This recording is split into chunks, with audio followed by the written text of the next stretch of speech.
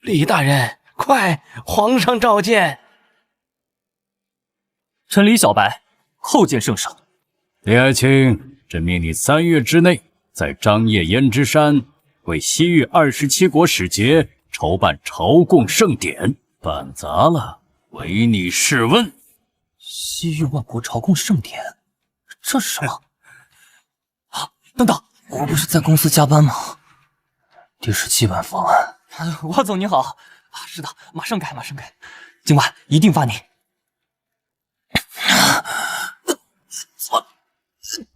大隋皇帝敕，今授李小白鸿胪赐城。我穿越了？怎么，李爱卿无话可说？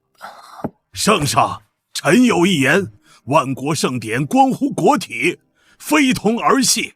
李小白虽有才名，然出身寒门，不通世家礼数，更未涉外邦事务。臣侄苏明自幼研习礼制，于鸿胪寺历练3年，熟谙外邦典仪，此等大事，当则稳妥之人。臣斗胆举荐苏明协理此事，以策万全。李爱卿，苏相说你不通礼制，你怎么说？这可是关乎国体的大事，听说西域27国使节都要来，若办砸了。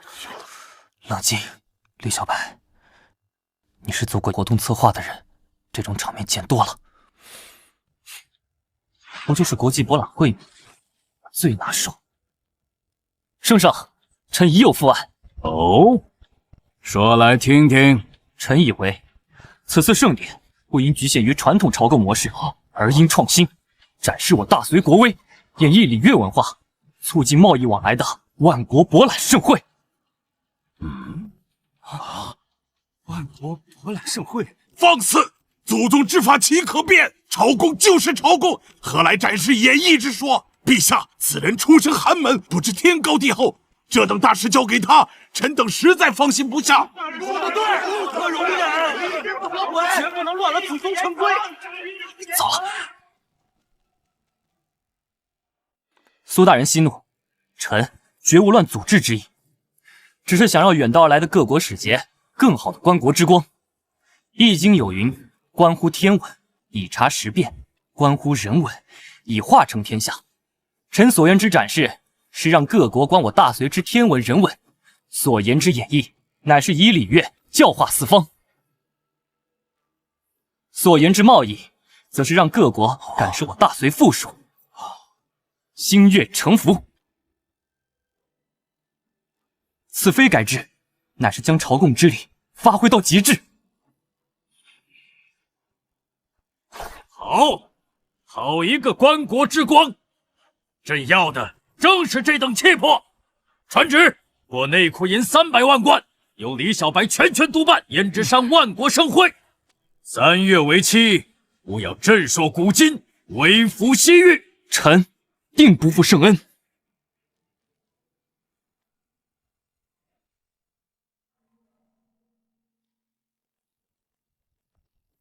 叔父，您之前分明说要举荐我主持盛典，怎么让那寒门小子抢了先？哼，生意如天，应征是蠢。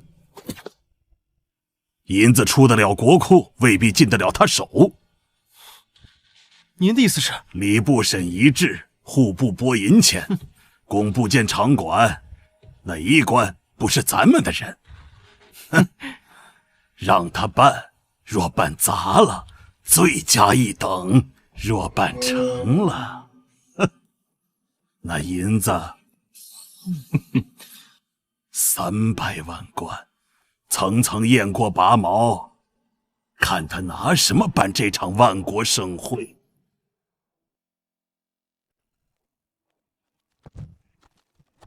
李大人，300万贯是圣上亲批，但按规矩须经吏、礼、兵、刑、工、内库、太府7司会签，方能拨付。7道手续，可圣旨说全权督办。全权督办是您的事儿，走流程是咱们的规矩，规矩一条不少，印章得一个个改。您说呢？李大人初来乍到，恐不懂规矩。这300万贯从国库到您手上，要经多人之手，每人都要分1杯羹，此乃老祖宗定下的规矩。这不就是现代那个2亿项目，层层转包，最后只剩400万吗？劳烦主事通融，这是一点茶水心意。李大人爽快，既如此，下官便与您算笔明账。吏部何人，立扣1成；礼部审议，立扣1成；兵部调役，立扣半成；刑部备案，立扣半成；工部验财，立扣1成；内库出纳，立扣1成；太府封存，再扣半成。5成半，300万贯，过期到手就只剩135万贯。这还是明账，各司主事的润笔茶水另算。李大人是聪明人呐。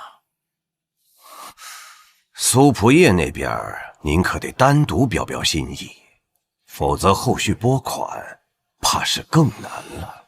原来如此，难怪苏卫对这差事势在必得，这根本就是一条利益链。七司主事怕是有1半都是苏卫的人。我的敌人从来都不是苏卫一个人，而是整个利益集团。鸿胪寺裴举，希望史书没有骗我。300万贯过期到手只剩不到1半，苏卫的人脉比我想的还深。在下裴举奉命协理盛典，李大人有何吩咐？裴举著《西域图记》，通晓27国语言风俗，隋朝第1外交干才。裴主事久仰大名，有你相助，大事可成。大人言重，分内之事，不敢居功。裴主事，我方从户部回来，300万贯拨款要过7司会监层层抽成。大人出涉朝堂，不知其中门道。这7司主事有5人是苏仆夜举荐。唉，钱还没到手，已被分了1半。这还是明账，暗处的更多。既然正路难走，那就换条路子。裴主事，你来看，传统朝贡无非磕头、赐宴、观舞，花钱多，印象浅。我要办的是沉浸式万国博览会。沉浸式，丝绸、瓷器、铁器分区陈列，各国可设展位，设动线引导、互动体验、贸易洽谈区，让他们亲手摸、亲眼看、当场签。想法倒也缜密，但古无此例。若西域使节不识规矩，闹出丑闻，谁担其责？不是，怎知不行？大隋若只守旧礼，如何化成天下？大人可知，去年高昌使臣因座次不满，当场拂袖而去。外交之事，不在奇巧，而在稳准，不出错。他说的没错，创新是好，但外交无小事。大人，苏仆夜带礼部、工部诸位大人来了，说是要指导盛典筹备。指导？户部刚卡完脖子，他又亲自来了。苏仆夜门生故吏遍布6部，大人方才所遇，不过冰山一角。他若讲理，我奉陪；他若设账，我就用事实砸开这铁桶江山。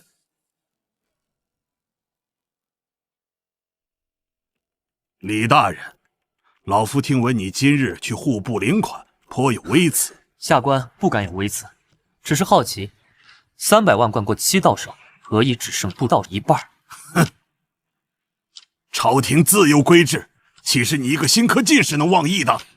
老夫今日来是奉劝你一句：万国盛会非儿戏之地，莫要为博虚名，坏了祖宗成法。就是朝贡自有一致，何须逆天之家业？听说你要搞什么博览会，哗众取宠？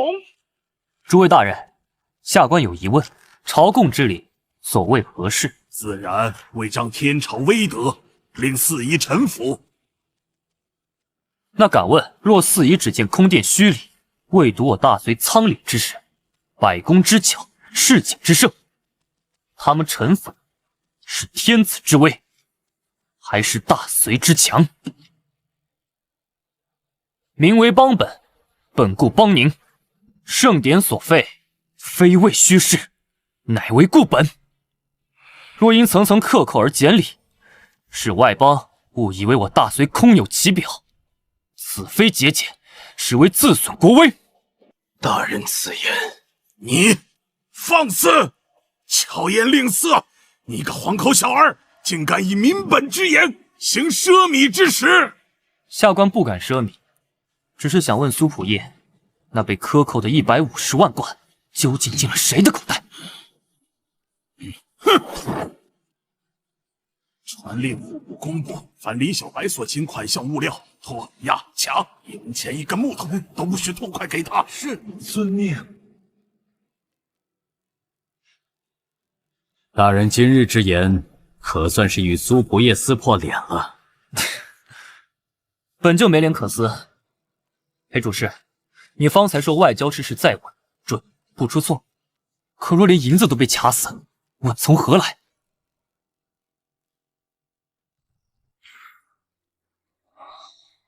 夫君回来了。她就是原主的妻子。我不过寒门出身，侥幸通过科举，能娶到清河崔氏之女，实乃三生有幸。夫君无需妄自菲薄。父亲常说，科举制度正是为了选拔真正有才学的人。父亲选中夫君，是看中了夫君的才华与品行，而非那虚妄的门第。崔家如此开明，我更不能辜负。父亲说，时代在变，世家大族若不懂变通，终将没落。科举出身的新贵，才是大隋的未来。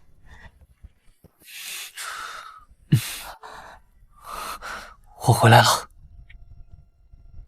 古代李小白和崔氏成亲3年，感情很好，可我是现代人的灵魂，这……夫君面色不好，可是在朝中遇到了难处？还好，只是事务繁杂。妾身隐秘厨房备好酒菜，夫君先用膳吧。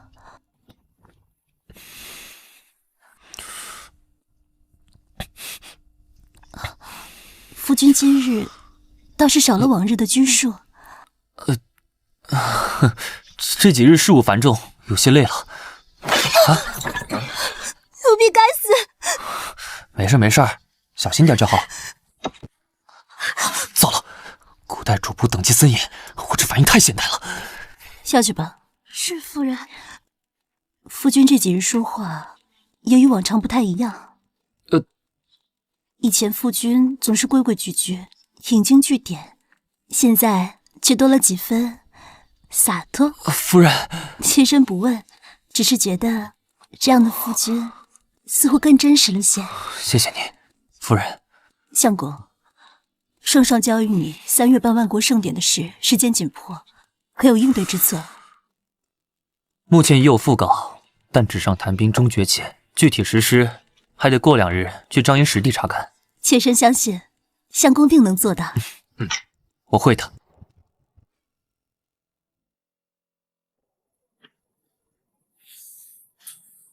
这一路的风雪，山河竟如此壮阔。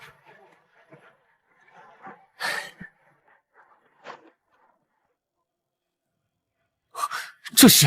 此乃张掖丹霞，因山石五色斑斓，百姓称之为七彩丹霞。七彩丹霞，1400年后的世界遗产，此刻就在我眼前。传闻女娲补天时，将剩余的五彩石洒落于此。鬼斧神工，天地造化。大人，那便是长城了。此乃汉室所筑，用于抵御匈奴，如今仍是边防要塞。汉明长城，汉代的边防线，明代又曾重修，千年戍边史尽在这一砖一土之中。大人请看，每隔10里便有风碎。当年匈奴来犯，狼烟一起，千里传讯。这长城守护的，不只是疆土，更是这条丝路的安宁。好壮观！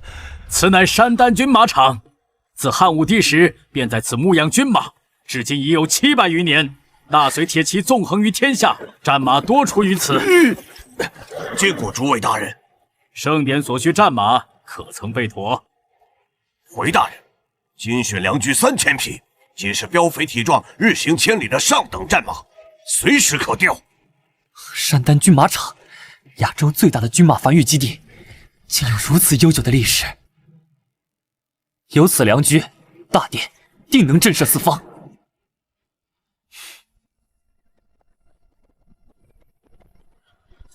这河西走廊，当真是一步一景。丹霞、长城、军马场，难怪自古便是兵家必争、商贾云集之地。大人，前面就是胭脂山了。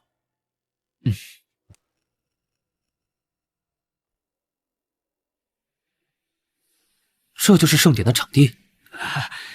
厉大人，这已经是张掖最好的地方了。您看，地方开阔，视野极佳，只要能稍加整修，一定能成大器的。商贾云集，驿站林立，繁华盛景。你给我解释解释，这哪里繁华了？大人饶命，实在是时间紧迫，小官也是没办法呀。建材已尽数运抵，工匠也已征调待命。若此时另择他处，工期必误，圣上怪罪下来，这……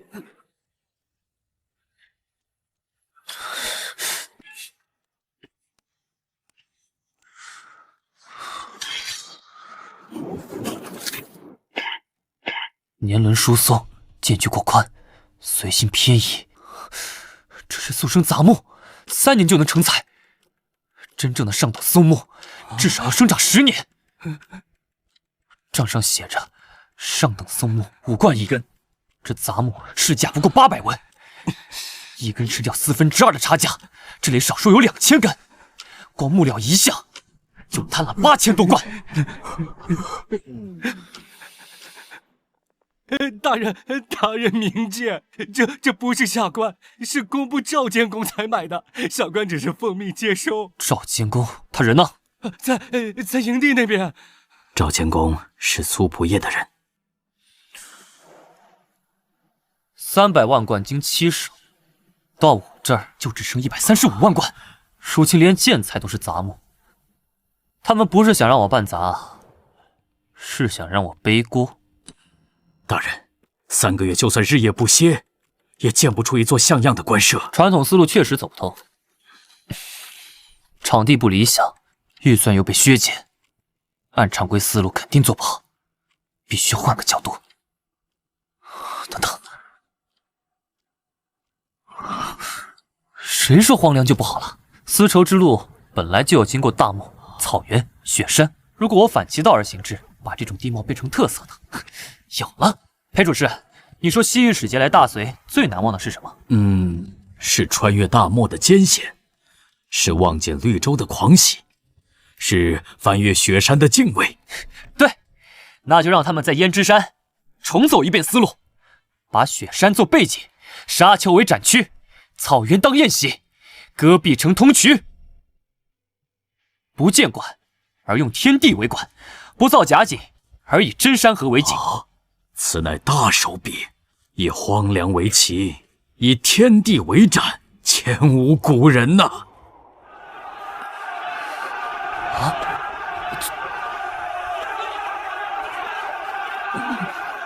不准占我们的他的草场！招地，我活不下去了！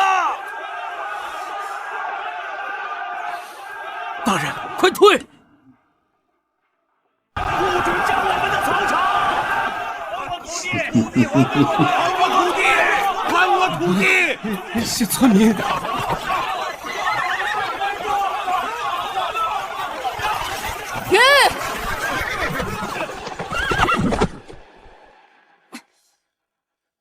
这位就是李大人吧？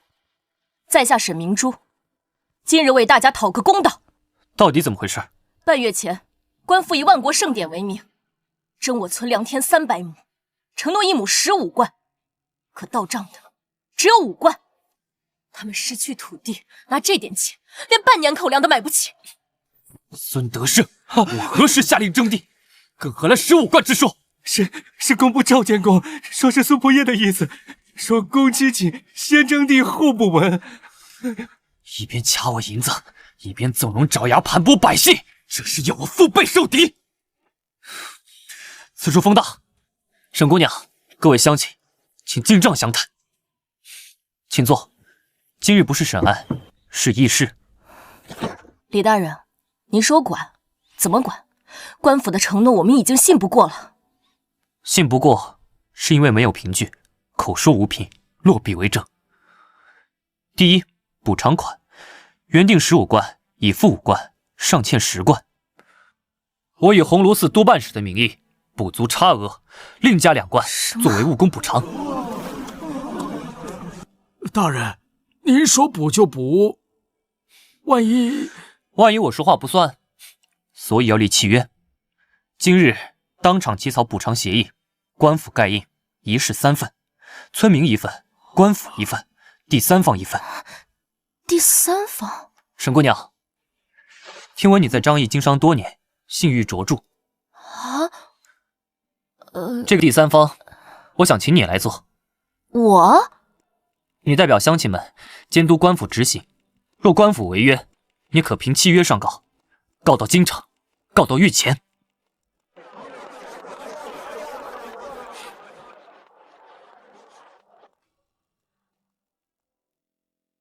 大人，补偿款从何而出？户部拨款本就不足。先从我的俸禄和赏银里定。第二，补偿款分3期支付，首期今日结清，2期开工后10日，3期竣工时付清。分期不是一次给完？一次给完，银子花光了怎么办？分期支付，细水长流。而且盛典工程需要大量人手，从今日起，征地村民优先录用为工程劳工，日结工钱，绝不拖欠。真的吗？太好了，有活干了。工钱还是当天给，还能做工挣钱。你们本就是这片土地的主人，最熟悉地形水文，工程离不开你们。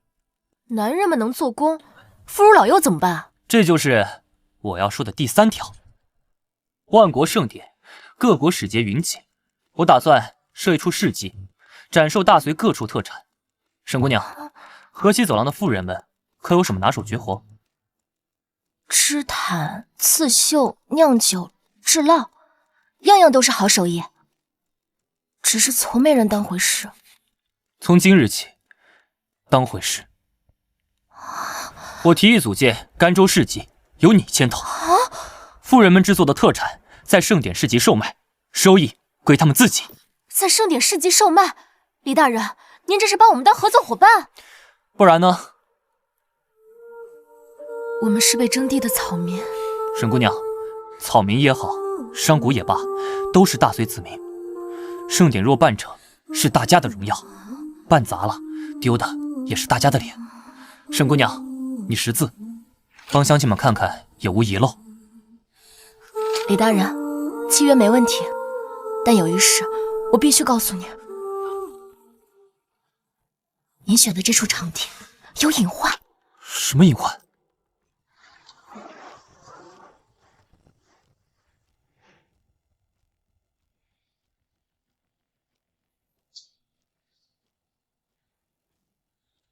看来这一整比我想象的还要难打。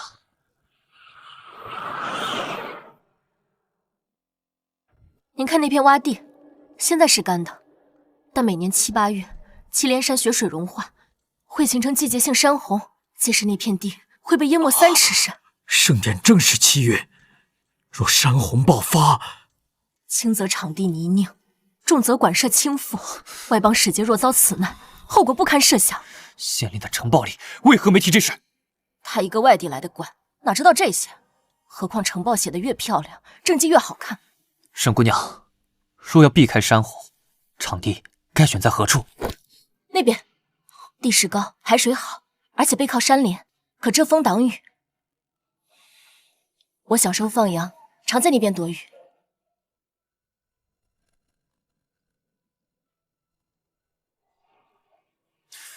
沈姑娘，多谢你。若非你提醒，我险些铸成大错。我不是为了帮你，我是为了乡亲们。盛典若出事，遭殃的还是我们。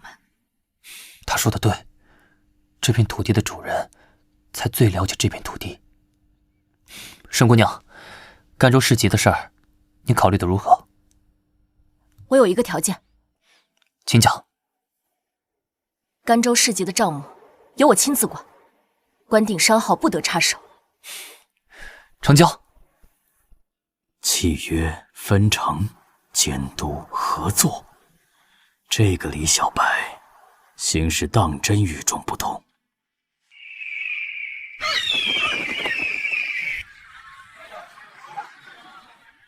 叔父，那李小白想把征地的事平了，还收买了当地村民为他做工。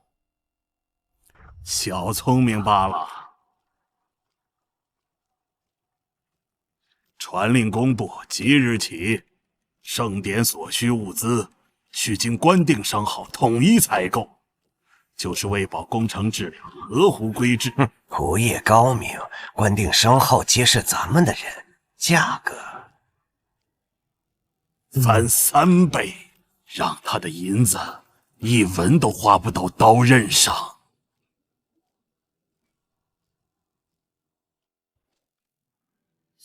从5贯涨到15贯，铁钉从20文涨到60文。工部下令，所有物资必须从官定商号采购。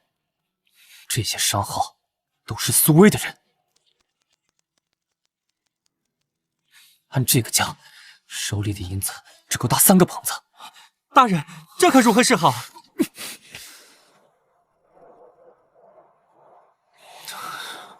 银子不够，材料被垄断，时间只剩2个月。预算不够，那就拉赞助。已经联系了3家企业，都愿意赞助。好，给他们最好的展位 ，logo 放在最显眼的位置。还有2家说可以不出钱，直接提供物料和人工换展示机会。换展示机会更好，省下来的钱能干别的。对呀，我为什么要自己掏钱建？大人，您这是？第一，招商，博览会设商业展区，向丝路商队出售摊位，收取入场费。第二，融资，找大商号合作，他们出钱出物资，换取独家经营权。第三，招标，绕开官定商号，公开竞价，价低质优者得。第四，以物抵资，商号可以直接提供我们需要的物资，换取展位。大人，您竟要向胡商卖展位，此乃切勿鼓励。若被御史参奏，一时倒入国体。裴主事，你说国威是靠空殿虚礼撑的，还是靠万商云集显的？再说，我不见馆舍拿天地当展厅，光这一项就能省下1大半银子，剩下的缺口，招商填一半，以物抵资填一半，够了。以天地为官，确实省了土木之费，可具体能省多少？传统设点建馆舍，搭戏台，造工室，至少需200万贯。我以现成的雪山、草原、沙丘为背景，仅搭建临时帐篷、展架、围栏，最多30-40万贯，剩下150-60万贯。对，手里剩的135万贯，加上招商和以物抵资，应该够用了。咱们立刻回洛阳西市，天下货商都在那儿，正好招商。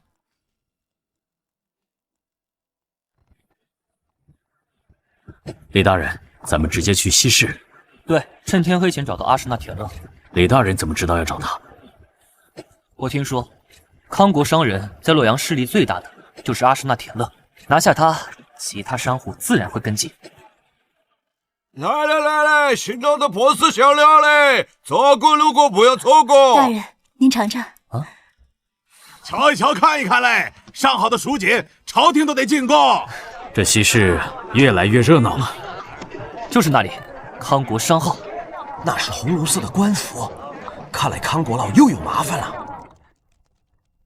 掌柜的，这2位大人要见您。哟，红炉寺的李大人，什么风把您吹来了？阿什纳掌柜今日冒昧来访，是有一桩生意想与掌柜商量。呵呵，生意？您可是朝廷命官，该不会又是来强征钱财的吧？掌柜误会了，我是来给您送钱的。地图准备的不错。3个月后，西域27国使节齐聚张掖胭脂山，从高昌到波斯，从龟兹到弗里，商路上所有国家都会派使节来。然后呢？入商户出资赞助，我给你们展位优先权。让你们直接与27国使节洽谈生意。平时见1国使节都难，如今27国齐聚，机会难得。这次盛典不仅能拓展商路，还能直接拿到各国需求清单。别人要花几年积累的人脉，掌柜只需几天。要多少钱？5000贯，换取胭脂山最好的展位，以及与所有使节直接交流的机会。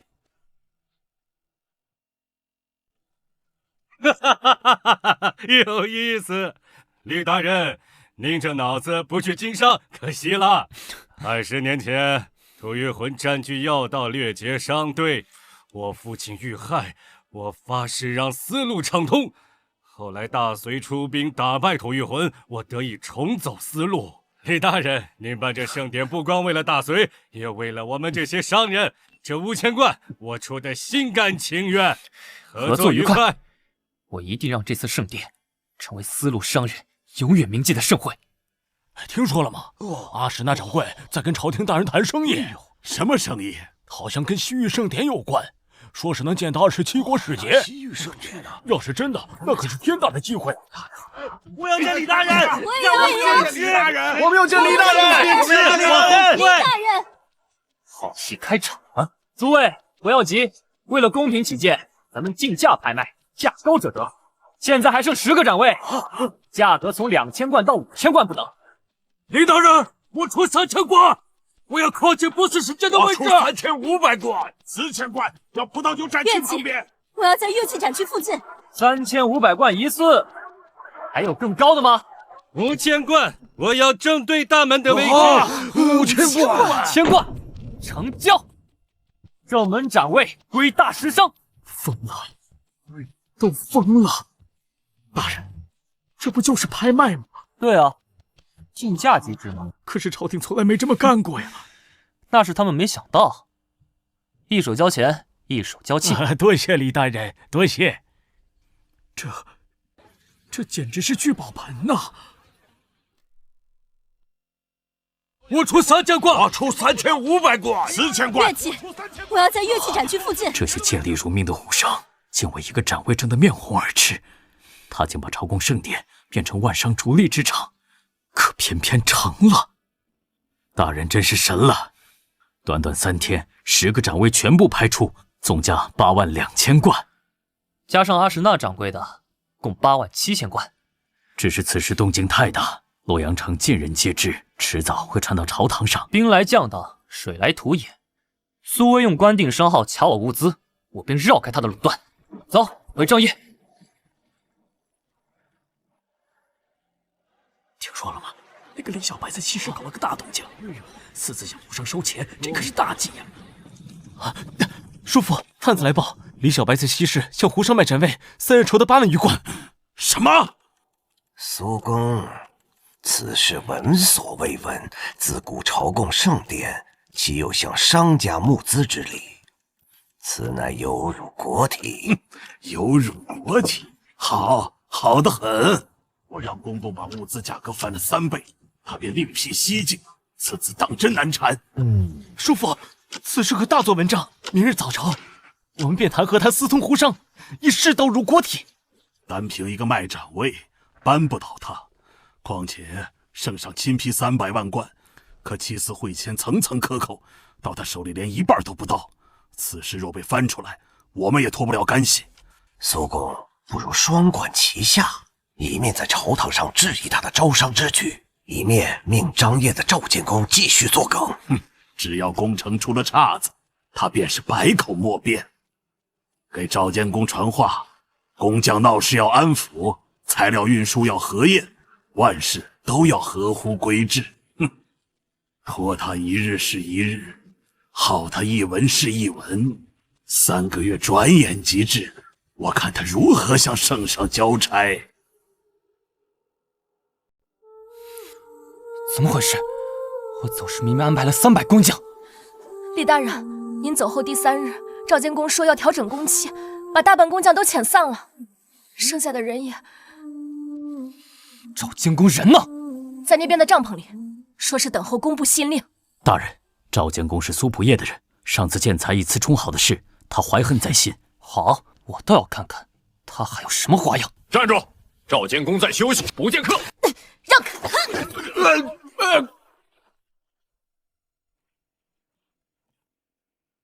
哟，李大人回来了，西市生意做得不错呀，听说跟胡商打得火热，我奉命督视，不敢有失。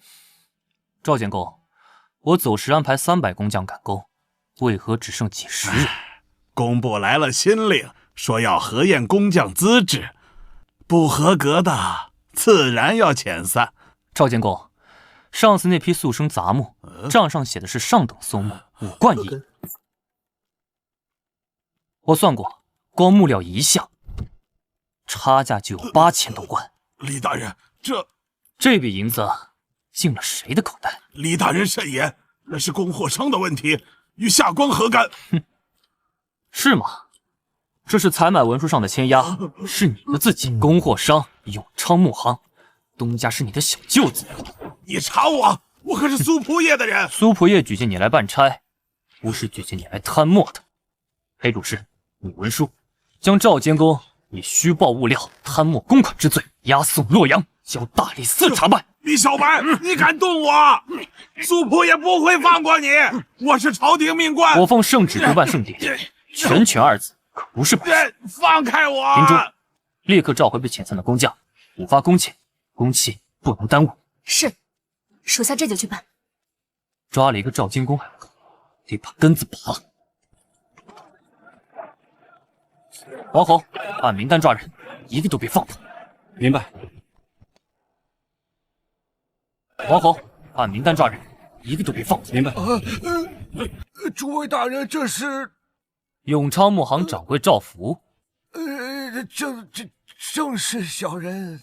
你姐夫赵监公已被收押，此次盛典所用木料以次充好，账面上记录有3000根上等松木，实际却仅有1500根杂木。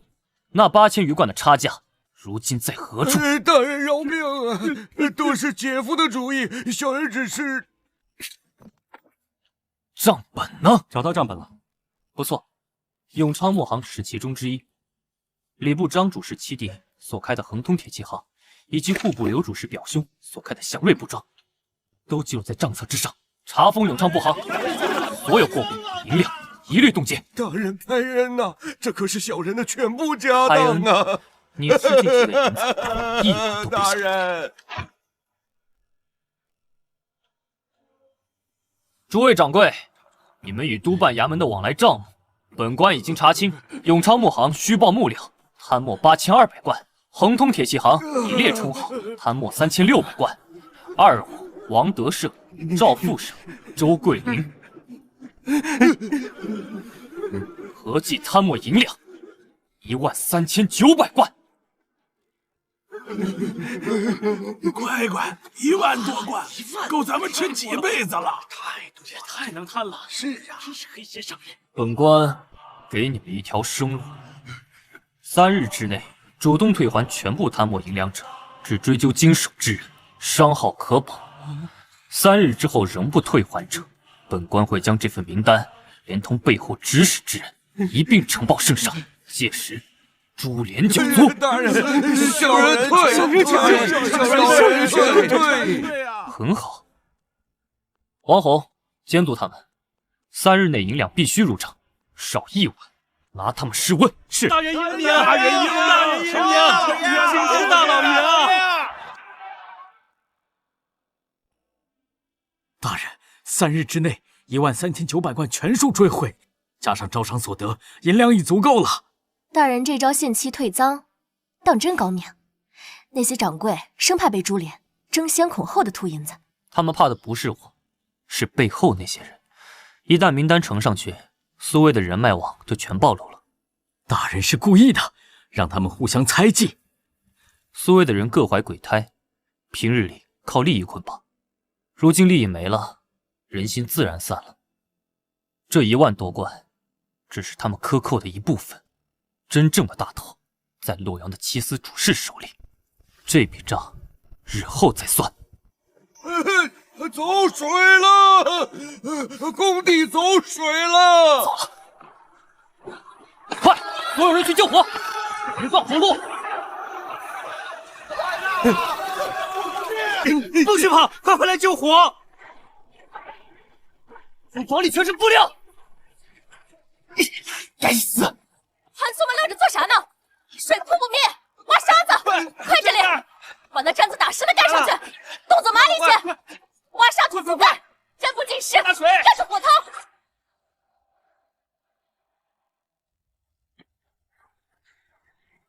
我有味，这是人为纵火，谁干的？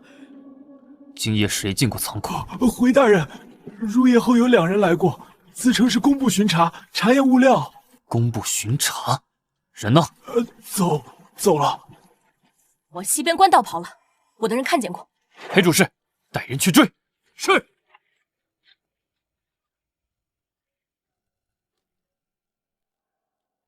赵四，仓库是你烧的？不知道你说什么？火油从何而来？谁指使你的？大人想屈打成招，我赵四不吃这套。哼，谁说要打你了？大人有何妙计？分开关，分开审，告诉赵四，他同伙已经招了，指认他是主谋。再告诉同伙，赵四把罪名全推给了他，让他们互相猜忌，先招供者从轻，不招者顶罪。人心都是肉长的，看谁先撑不住。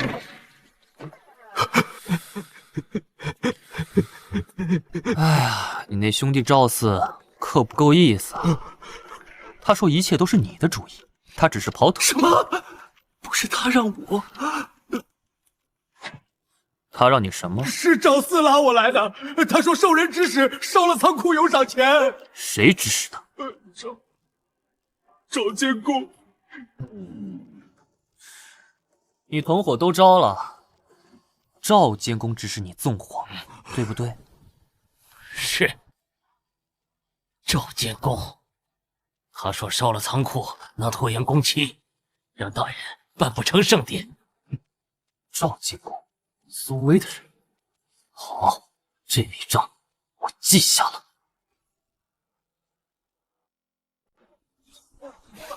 怎么回事？为何都停工了？李大人，不是咱们不听您的话，可这差事真是要了命啊！先是莫名其妙停工，接着又是仓库被烧，昨天又有几个兄弟救火被砸伤了，大伙都说这火太危险。是啊，大人，我们上有老下有小，是啊，万一出了事，家里人怎么办呢？是啊，大人，给再多钱也得有命花呀！我们家里还有老人呢。大人，要不加些银钱安抚？你不能见死不救啊！钱解决不了根本问题，他们要的是安心。诸位，我知道大家怕什么。不是怕苦怕累，是怕出了事没人管。今日我立下4条规矩，白纸黑字盖官印为证。第一，工伤保障，凡在工地受伤者，医药费全包，养伤期间工钱照发。第二，身故抚恤，若有人不幸殒命，赔银50两，家属由官府安置。还安置家属。第三，进度奖金，按质量和进度分3等。上等多发5成，中等多发3成。第四，安全责任，每10人设一安全员，每日检查工地安全设施，出了事先查安全员有无失职。这4条现在就贴在工地最显眼处。谁若觉得我李小白说话不算数，尽管拿着这文书去告我。老贺，我活了大半辈子，给官府干过多少活儿，头一回见当官的把咱工匠当人看。弟兄们，跟着李大人干了！我们都跟着李大人干了！干了！工伤抚恤、奖金、安全，这些闻所未闻的法子，他究竟是怎么想出来的？人心齐，害山夷。接下来该全力冲刺了。招投标，让胡商自己竞价，绕开了官定商号的盘剥，契约分成，让村民从被征地的怨民变成盛典的合作伙伴。工商抚恤、安全责任，这些闻所未闻的法子，竟让工匠们死心塌地。此人出身寒门，却有惊天伟地之才。我裴家世代簪缨，熟读经史，竟不如他。不是不如，是我裴举从未真正用心看过他。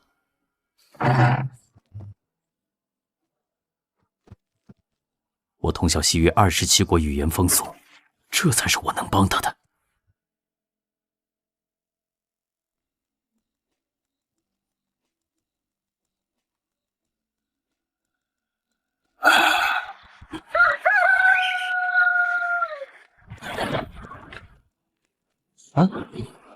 裴大人，这么早？李大人，这是我连夜整理的西域诸国风俗手册。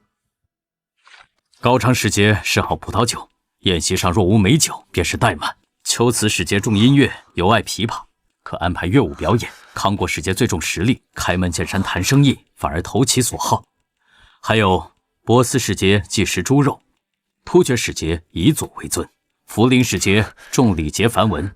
这些禁忌若犯了，轻则失礼，重则引发邦交纠纷。裴大人，这份手册太重要了，有了它，接待方案才算有了魂。大人客气，我不过是做了分内之事。裴大人，有你相助，大事可成。大人言重，这些日子是裴某有眼无珠，大人的才干见识，裴某佩服。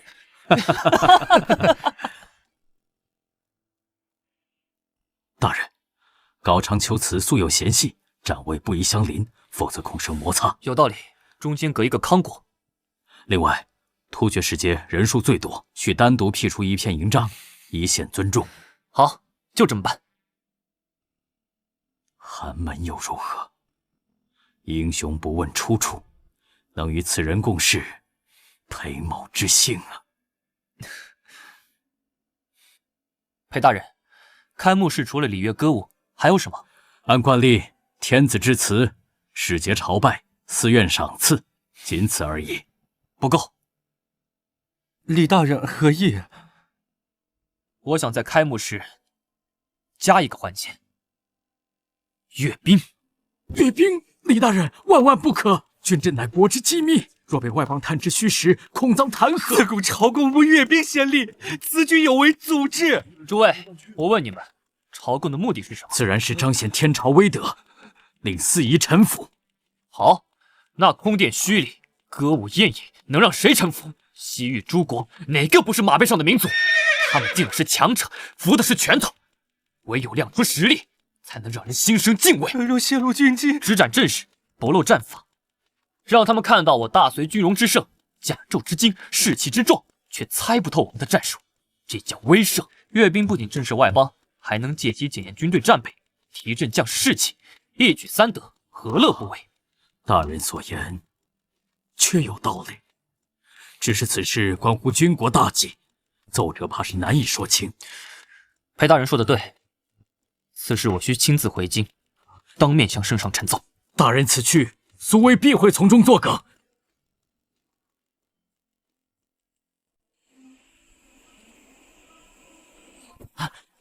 叔父，李小白回京了，说要面圣奏请阅兵之事。哦，他要在外邦面前展示军阵。正是，这不是授人以柄吗？天助我也！明日早朝，待他陈奏完毕，我当场弹劾。通敌叛国之罪。让他自己把脑袋送到刀下。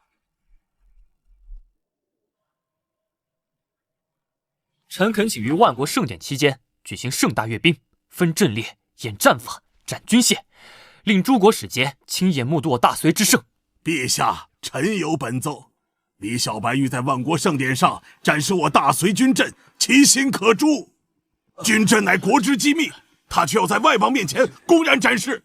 陛下，此人居心叵测，莫非是外邦奸细？李小白，苏仆夜所言，你作何解释？间谍罪名一旦坐实，便是满门抄斩。陛下，臣斗胆一问，若臣真是奸细，何须主动提出阅兵？臣若想卖国，直接将军情密报外邦便是，何须在盛典上公开展示？那岂非自投罗网？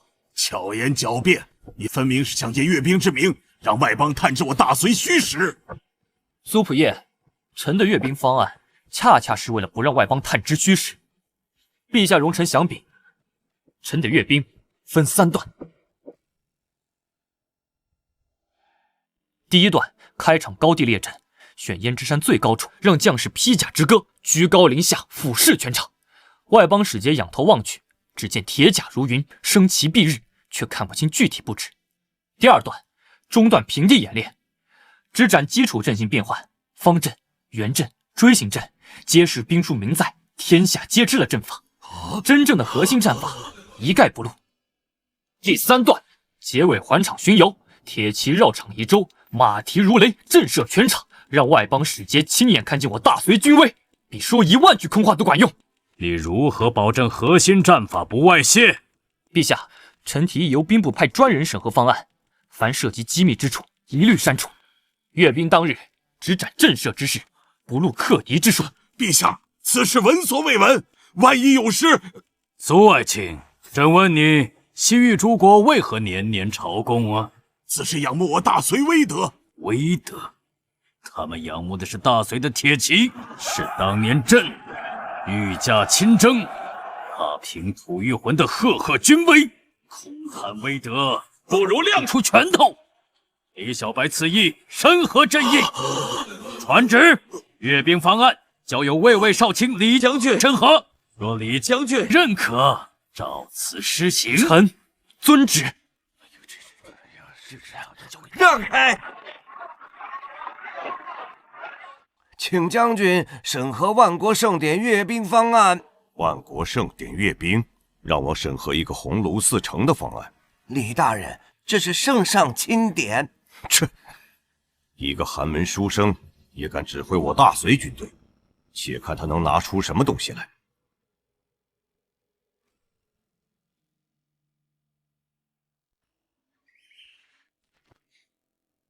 你就是李小白？正是。李将军威名远播，今日得见，3生有幸。少来这套！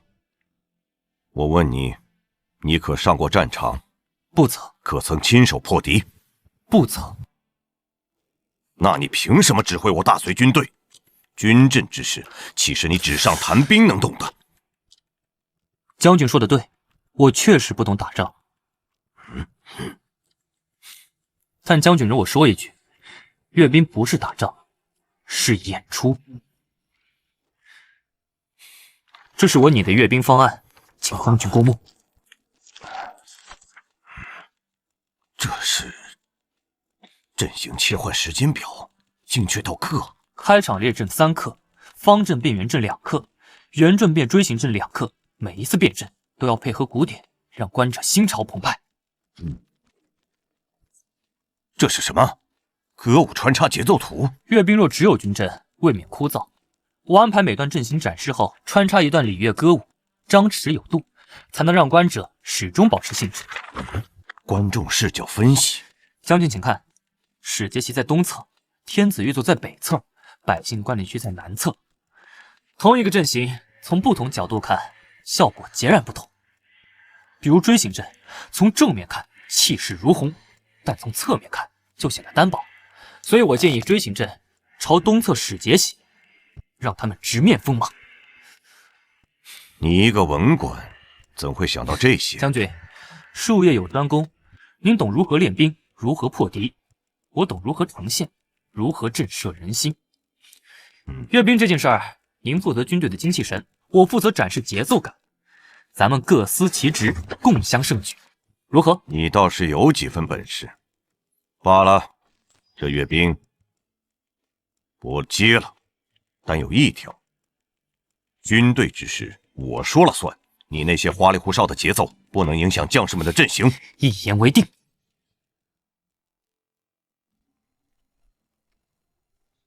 夫君，这便是河西走廊，果然与中原大不相同。夫人头一回出远门，可还习惯？能亲眼看看夫君操办盛典，舟车劳顿算什么？大人，沈姑娘大人在前方迎候。李大人一路辛苦，这位便是夫人吧？沈姑娘，久仰了。夫君信中常提起你。大人谬赞，民女不过做些分内之事。大人，您不在这些日子，沈姑娘可是立了大功。哦，您仔细看。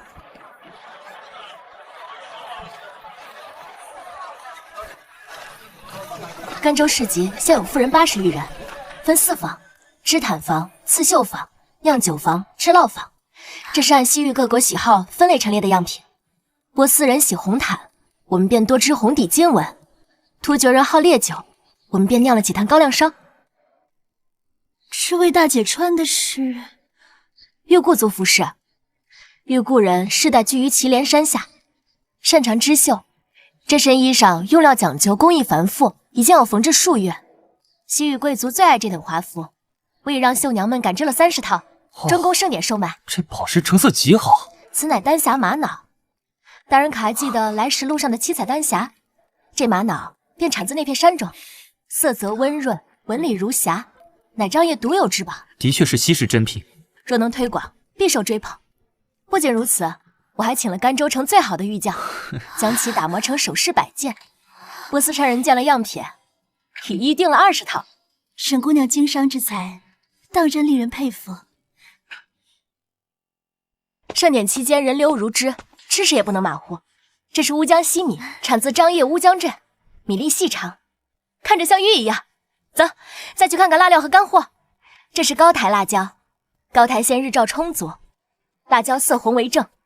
西域商队最爱用它调味腌肉，我备了500斤，既可零售，也可做宴席食材。想得周全。沈姑娘还教妇人们学了几句胡语，到时好招呼客商。我咋带个鸟儿？是鸟儿，呀是那么。沈姑娘真是博学多才，心思细腻。夫人过奖，若非李大人当初提议，民女哪有这般机会？夫君能有沈姑娘这样的帮手，是盛典之幸。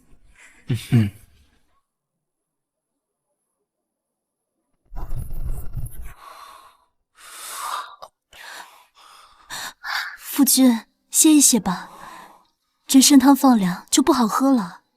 等我把这份调度单写完。夫君，你3天只睡了6个时辰，再这样下去，身子会垮的。让夫人担心了。这些文书，妾身帮你整理。这怎么好？夫君忘了，妾身自幼随父亲读书，这些公文还难不倒我。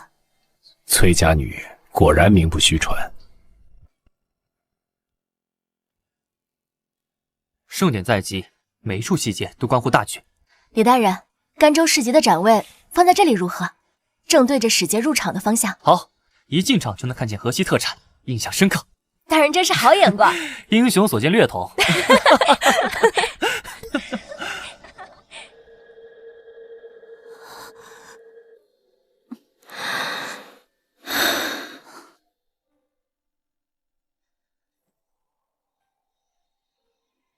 天干物燥，小心火烛。夫君今日与沈姑娘商议展区布置，可定下了？定了，甘州市集的展位放在入口处，位置最好。沈姑娘思虑周全，夫君有她帮衬，妾身也放心。夫人，夫君，妾身今日在高坡上看见你们议事。夫人，你听我解释。沈姑娘是个好女子，能干爽利，与夫君倒是般配。夫人，我与她只是公事。妾身不问你与沈姑娘之间有什么，妾身只知道我们是夫妻，这辈子不离不弃。妾身只盼着盛典顺利办成，咱们一家平平安安。夫人，他什么都懂，什么都不说。我李小白何德何能？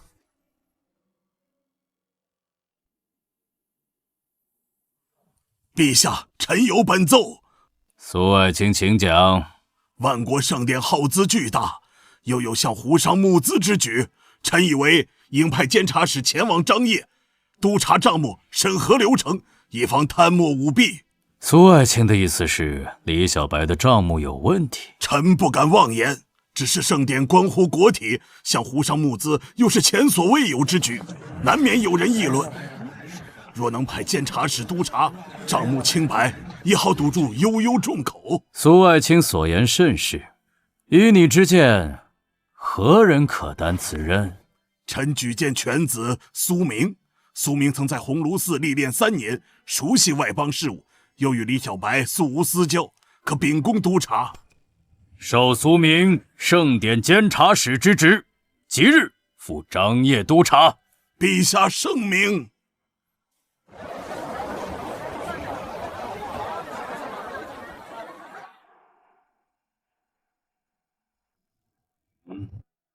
叔父高明，这监察使之职简直是尚方宝剑。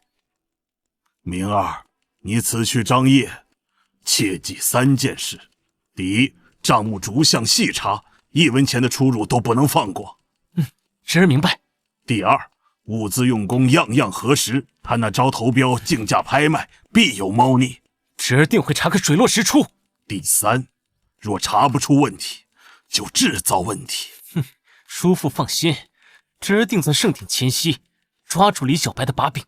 去吧，此事若成，你便是头功。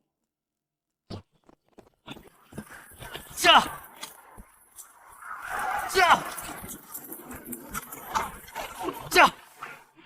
大人，下界文书。大人，所谓的侄儿苏明被授为圣典监察使，已在来张掖的路上。监察使，这不是明摆着来找茬的吗？夫君，苏明此人心胸狭窄，当初圣典督办之职被你夺去，他一直怀恨在心。苏明有圣旨在手，名正言顺查账。咱们的账目虽然清白，但他若存心刁难，账目清白，何惧之有？可他若鸡蛋里挑骨头，那就让他挑。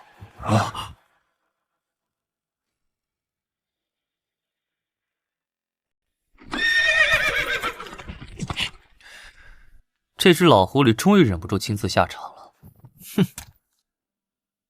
李大人，别来无恙。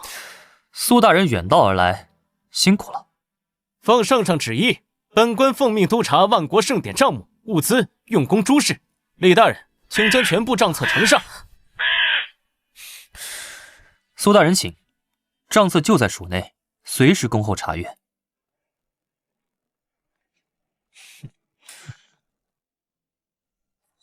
戏台已搭好，就看你如何唱这出查账的戏了。李大人，这笔木料款项有问题，账上写采购松木2000根，每根5贯，共1万贯，可清单上只有1500根，银子去哪儿了？苏大人明察，原采购确实2000根，但其中500根是赵监工采买的速生杂木，以次充好，被我验收时剔除退回。这是验收记录，注明杂木退回，货款追缴。苏大人若不信，可传赵监工对质。他也因贪墨之罪被押送洛阳了。李大人真是滴水不漏啊！那这笔工期支出又如何解释？预算3000贯，实支4200贯，超支40%。回大人，超支部分是工匠安全奖金与工伤抚恤，这是我颁布的工匠保障条例，工伤医药费全包，身故抚恤50两，进度奖金按等级发放。条例在先，支数在后，皆有据可唱。李大人，哼，这笔杂支500贯，账上只写了往来打点4字，既无去处，也无凭据，你作何解释？百密一疏，还是让他找到攻击的借口。李大人，这可是500贯，莫非是进了你自己的腰包？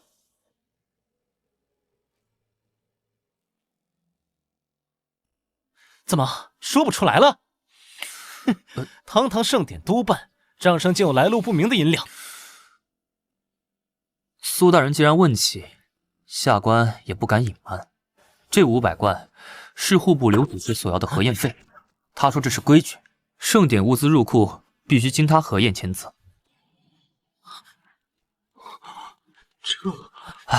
下官原本不想提此事，毕竟刘主事是苏大人叔父举荐的人。但苏大人既然要查，下官不敢欺瞒。哦，对了，还有礼部张主事的审议费300贯，工部赵主事的剪裁费400贯。这些收据下官都留着，苏大人要不要一并过目？这些下官知道，这些都是规矩，下官人微言轻，只能照办。但既然苏大人奉旨督察，想必能替下官做主。这些规矩究竟合不合朝廷法度？我若追究这些费用，等于把叔父的人全卖了；若不追究，便是知情不报。豪狠的一招！苏明本想找李大人的茬，结果挖出了自己人的黑料。这些小事，本官自会处理。李大人不必多言。苏大人英明，我有事，先走了。这边，大人，那些收据是真的？当然是真的。那些人收钱时志得意满，怎会想到有朝一日会成为把柄？可苏明若把这事告诉苏威，他们会不会？他不敢。苏明若说出去，那些主事会以为是他故意泄露，从此与苏家离心，苏威经营多年的人脉就会出现裂痕。所以苏明只能打落牙齿往肚里咽。他来找我的茬，却发现茬在自己人身上，这叫搬起石头砸自己的脚。大人高明。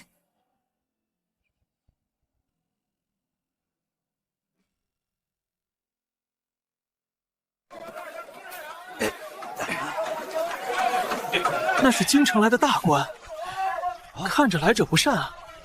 京城来的，这地基夯土不实，空洞支撑明显。若盛典当日塌陷，谁来担责？刘头，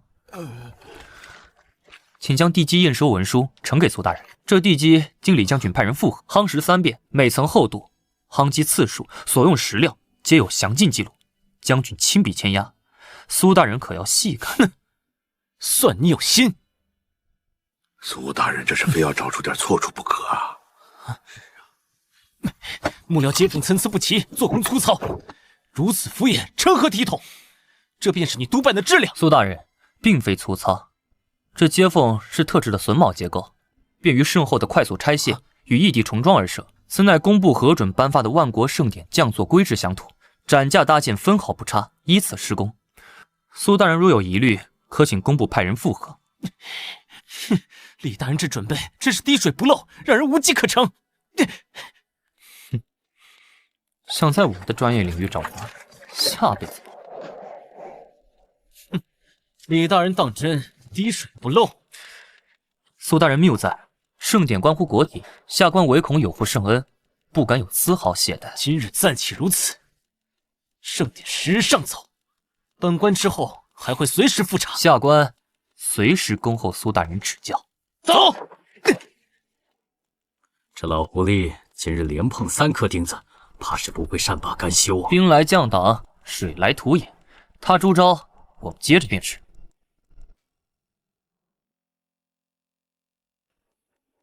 进来。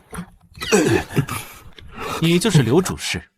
小的正是，多谢苏大人肯见小的。听说你被李小白当众训斥，还扣了3个月工钱。那姓李的仗着圣旨在手，不过是小的手下几个幕僚有些瑕疵，他便当着百十号人面骂小的，还扣钱。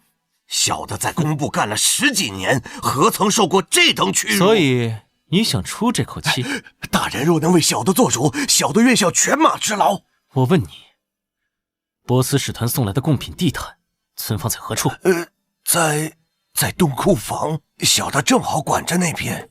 今夜你带人将那批地毯偷出来，明日本官复查库房，发现贡品失窃，李小白管理不善之罪便坐实了。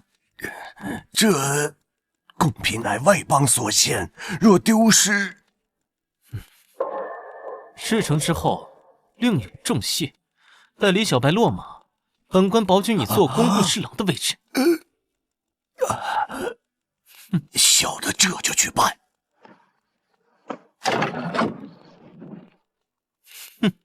李小白，这次我看你怎么翻身！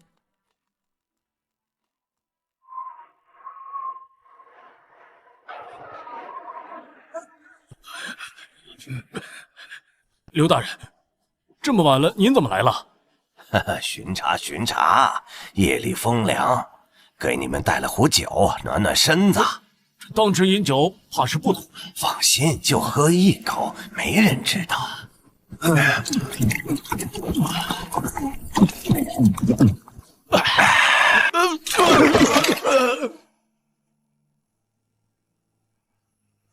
乖乖睡去吧，动手。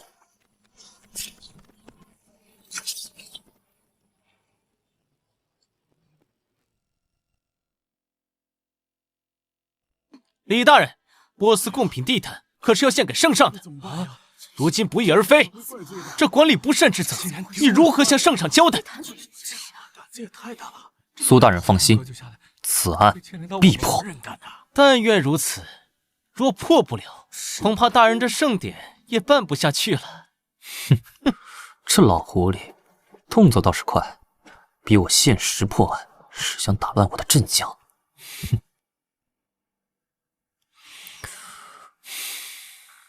守夜士兵怎么说？他们只记得刘主事送了酒，喝完就不省人事了。醒来时仓库已空。刘主事就是之前木料以次充好，被大人训斥过的那个。是他。刘主事现在何处？昨夜事发后就不见踪影，住处也空了，像是提前跑了。搜！把张叶成翻个底朝天，也要把他给我揪出来。李大人，不用费力搜了。沈姑娘，此话怎讲？我沈家在河西走廊经商多年，各处皆有眼线。方才武威那边传来消息，有人在姑藏市集偷卖波斯地毯，压价极低，形色鬼祟，急着脱手。武威那离张掖不过2日路程，贼人动作好快。正是，波斯地毯太过扎眼，张掖城小，耳目众多，藏不住。武威却是河西商贸重镇，鱼龙混杂，最适合销赃匿迹。卖家是何人？可曾盯住？我已让人暗中盯住，是个獐头鼠目的商贩。王侯，立刻点齐人手，快马赶赴武威。遵命。务必人赃并获，将销赃者与背后主使一并带回。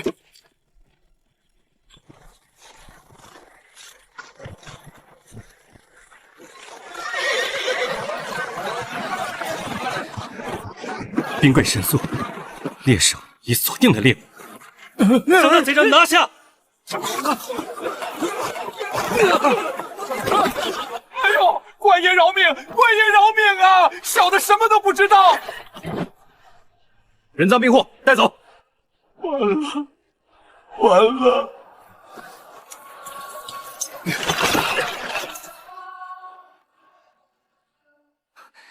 大人，武威之行人赃并获，商贩也已招供。那销赃的商贩指认，送货给他的人獐头鼠目，左眉却有黑痣，与刘主事特征完全吻合。只是那人当时穿着普通布衣，商贩并不知其官身。如此看来，刘主事是坚守自盗，已然作实。可他与苏明前夜密谈授意指使之事，我们仍无实证。仅凭一个销赃商贩的指认，攀扯不到苏明身上。苏明老奸巨猾，刘主事不过是弃子，没有铁证，动不了他。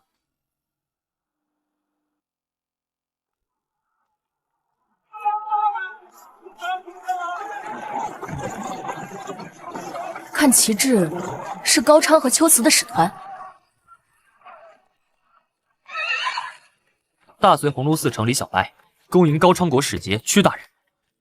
高昌使臣屈伯雅奉国王之命前来朝贡。使节远道而来，一路辛苦了。啊！没想到大隋竟有人通晓我国语言。这位是秋瓷使节白素尼大人，请随我们入城歇息。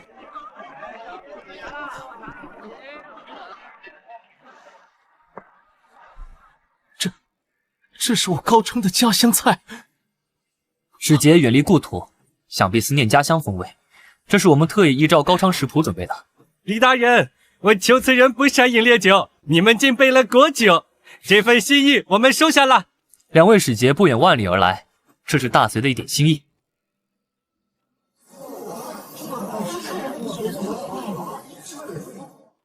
李大人，我屈伯雅出使多国，从未受过如此周到的接待。入城有仪，宴席有香味，临别有厚礼。大隋之诚，我等必铭记于心。白苏尼大人说，大隋的诚意，他们将永远铭记，传回西域。 2位使节言重了，大隋以礼待客，乃分内之事。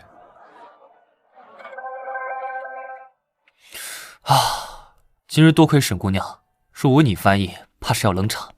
大人安排周全，明珠不过是锦上添花。大人，不好了！裴主事，何事惊慌？突厥使节多禄已过玉门关，3日后便抵达张掖。多禄，此人是何来头？启明可汗帐下骁将，性情暴烈，素来轻视中原。此人此番前来，只怕来者不善。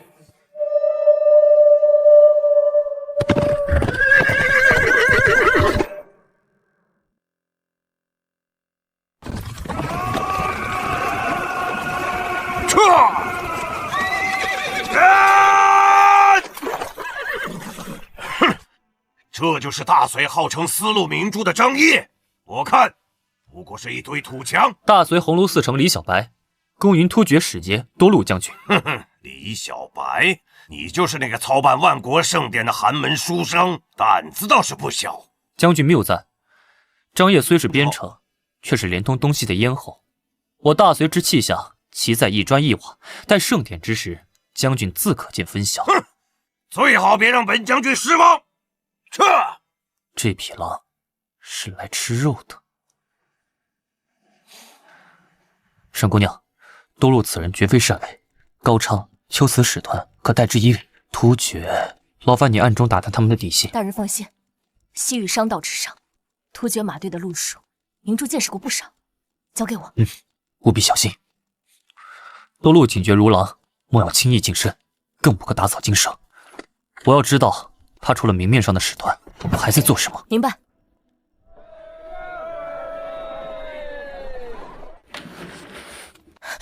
李大人，查到了，多禄名为使节，实为探子。他手下的人这2日以采买为名，四处打探兵力部署、粮草储备，绝非单纯朝贡。果然不出所料，这绝非朝贡，这是战前侦察。还有一事，更蹊跷，也更危险。我的商队兄弟貌似打听到，多禄在来张掖之前，他的亲信曾与洛阳某位大人物通过线。洛阳哪位大人物？尚不确定，但来往信使走的是官驿。苏魏在朝中势大，若真与外敌勾结，大人，他们所图恐怕不只是让您丢官罢职这么简单。此事还需做事，你能找到更直接的证据吗？明珠今夜再去探探，看能否抓到实证。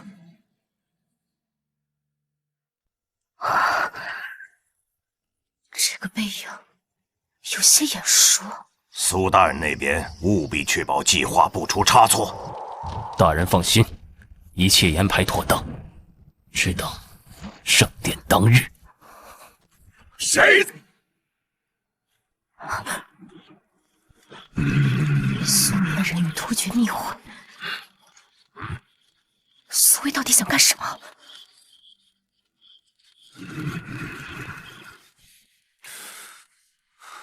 大人，明珠亲眼所见，多禄在城外密林与一位汉人男子密会。何人？可看清样貌？看清了，一张脸，一道疤。苏明来张掖督察那日，此人就跟在他身侧，寸步不离。那道疤像条蜈蚣趴在脸上，绝不可能认错。苏明的贴身随从，刀疤流。对，我听到多禄问他，苏大人那边准备的如何？他回答，一切按计划行事，只等盛典当日，便可。后面的关键几个字没听清，可那语气绝非好事。苏魏屡次陷害我魏国，如今竟以外敌为援，在外国使臣面前毁我盛典，坏我大隋国威。他这是要置我于绝境，更是要撼动国本。大人，他们所谓的计划，会不会是想在盛典上制造可怕的混乱？不是会不会，而是一定。盛典若出大乱，我首当其冲，必被问罪。届时朝中无人再敢提丝路、提盛典，他苏魏便可高枕无忧，继续把持朝政，堵塞寒门之路。那我们现在怎么办？上报朝廷？不可。一来，我们仅有沈姑娘一面之词，刀疤流可以抵赖；二来，苏魏在朝中势力盘根错节，密则未必能直达朝廷，反而会打草惊蛇；三来，多禄是正式使节，无凭无据指控他国大将，形同挑衅，正好给了突厥寻衅的借口。难道我们就只能坐等他们得逞？盛典在即，多少人的心血？坐等？当然不能。他们想在盛典动手。好，那我们就将计就计。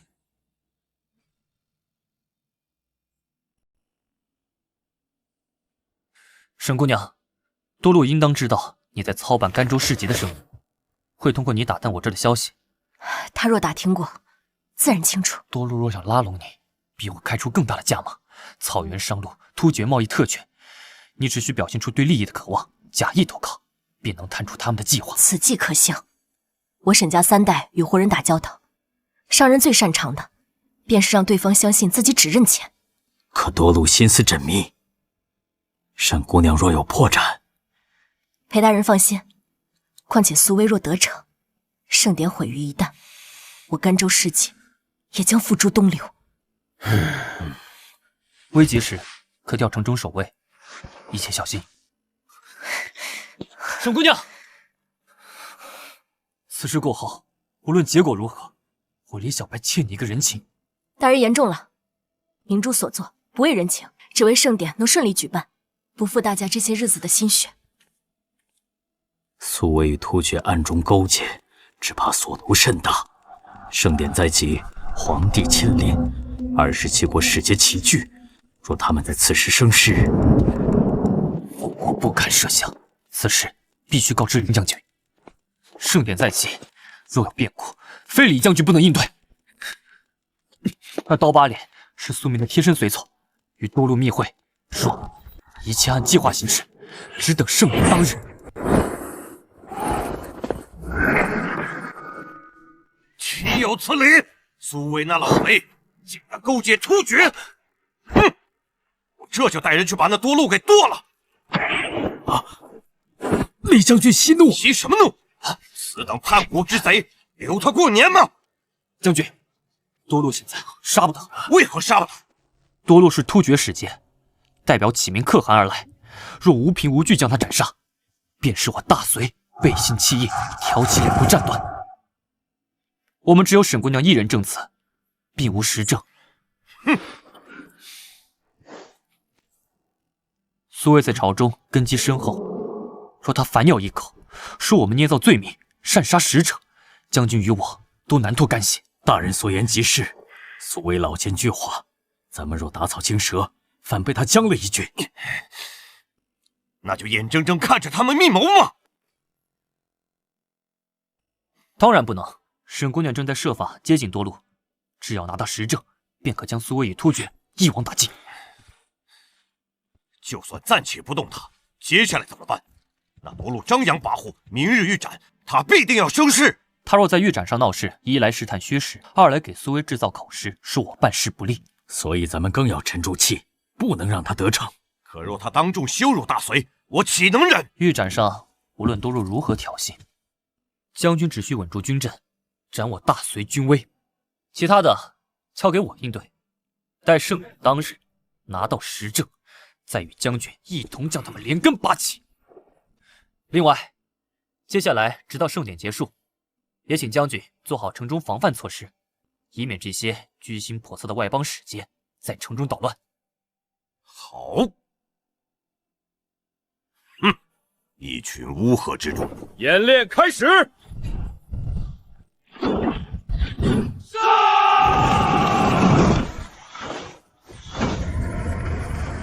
哇，好精妙的阵法！大隋军威果然名不虚传。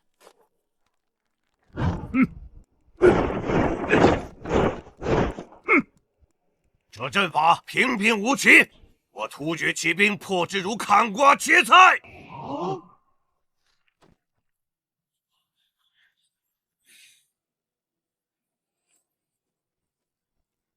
多禄使节好眼力，不知使节可曾听过一句话：善战者无赫赫之功。什么意思？真正的强者不在于炫耀武力，而在于让对手不敢轻举妄动。今日所斩不过10之1二。使节若觉得平平无奇，盛典当日自有更精彩的等着您。届时还望使节莫要看花了眼。巧言令色！我突厥空闲100万，纵横草原，岂是你们中原部族能比的？使节好大的口气！当年沙伯略可汗亲率10万骑兵南下，被我大隋魏王杨爽一战击溃，死伤大半，最后俯首称藩，说出大隋皇帝真皇帝也。那是旧事，如今我突厥兵强马壮。正因兵强马壮，启明可汗才年年入朝，与我大隋共享太平。使节此番前来，想必也是为了两国交好，而非逞口舌之快吧？你们，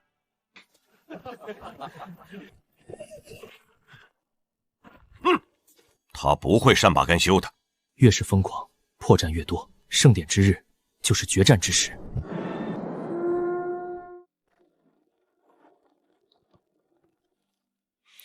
今日多亏大人，否则我怕是要当场动手。将军能忍住，已是不易。哼，多禄分明是故意挑衅，想让咱们失态。此人狼子野心，绝非善类。盛典当日必有大动作，我也让沈姑娘盯着他，无论他们想干什么，咱们都要抢先一步。我会加派人手，暗中戒备。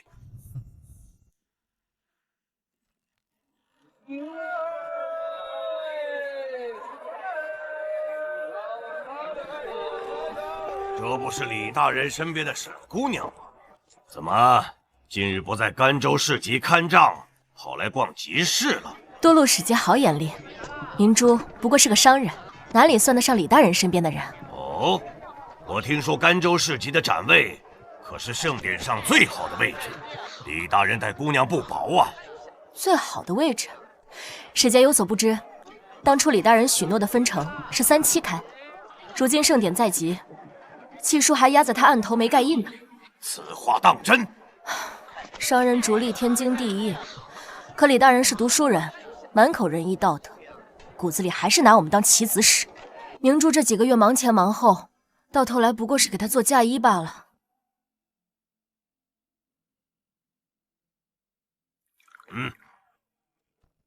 沈姑娘是聪明人，多路也不绕弯子。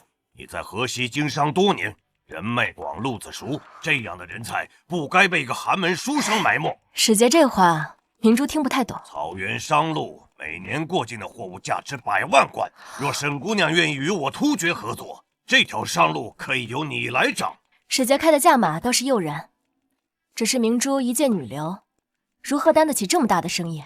姑娘能在乱世把沈家商号做到河西第一，还怕担不起？使节的诚意，明珠感受到了，只是此事太大，容我考虑几日。3日后，城外密林，届时再谈。沈明珠先行告辞。李小白的人都开始离心了，有意思。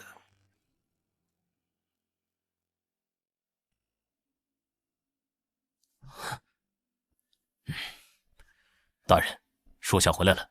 多禄那边有什么动静？突厥人这几日频繁调动护卫，还往城外密林入了几车货物，用油布盖得严严实实。什么货？属下没能靠近，单看车辙印，分量不轻。盛典还有5日，多禄答应我，只要让盛典出乱子，李小白必死无疑。可他这些小动作，我越看越不对劲。大人的意思是，传令下去，给我盯紧多禄的一举一动。是。突厥狼子野心，不得不防。这盘棋不能输。使节约我来，有话不妨直说。那我也不绕弯子。草原上有个规矩，要入伙先交投名状。使节想要什么？盛典当日的会场布防图、哨位、巡逻路线、兵力部署，一样不能少。使节这是要我去送死？那布防图在李靖营帐里，守卫森严。我不管你用什么法子，3日之内图到我手上，草原商路的事咱们再谈。若拿不来，就当我们今夜没见过。我尽力。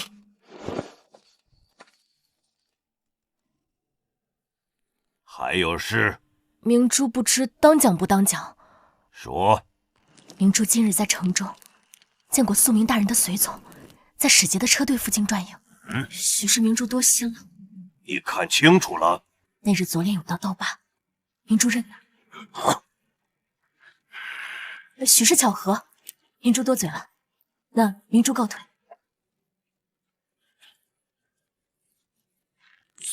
娘，你我合作不过是各取所需。既然你防我，就别怪我算计你。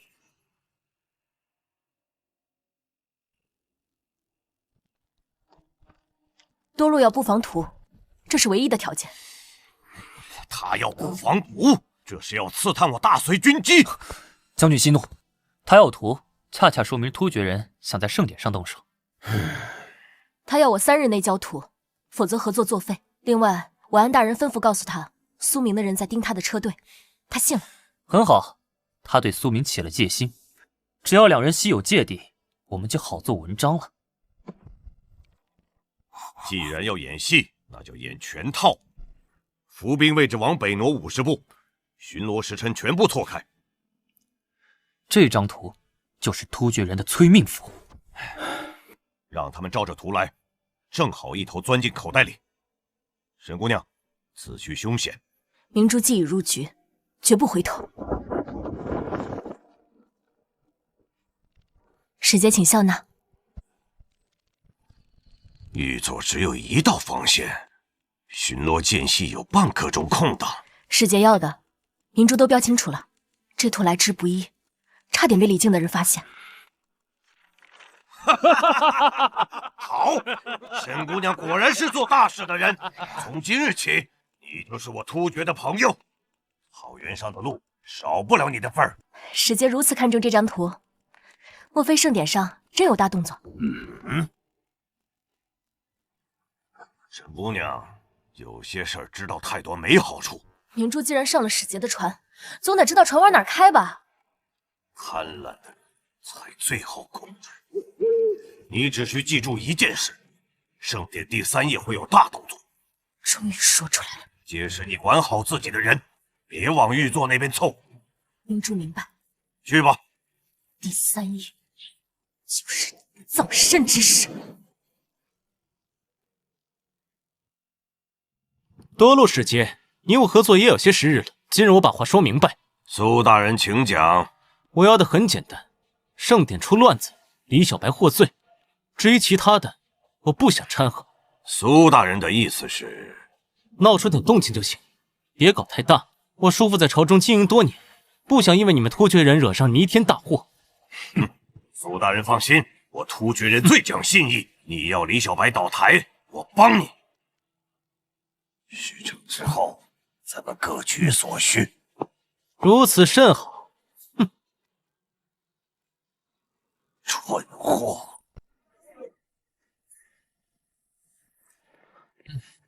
属下盯了几日，突厥人确实在准备动手。很好，只要盛典出了岔子，李小白就是失职之罪。哼，到时候叔父发难，即便他浑身是嘴，也说不清。这一局我稳赢。苏明今夜去了多禄营帐，待了不到半个时辰就出来了，脸上全是得意。他跟突厥人谈了什么？我买通了帐外的突厥护卫，打探到了消息。据护卫说，苏明只求盛典出乱子，不想把事情闹大。只求搅局？苏明原话是别搞太大。这倒奇了，苏明若只想对付你，何必勾结突厥？随便找个由头弹劾不就行了？除非突厥人另有图谋，苏明只是被利用了。大人的意思是，多禄要布防图，而且第3夜有大动作，特让你别往玉座那边凑。他们的目标根本不是盛典，那是皇上。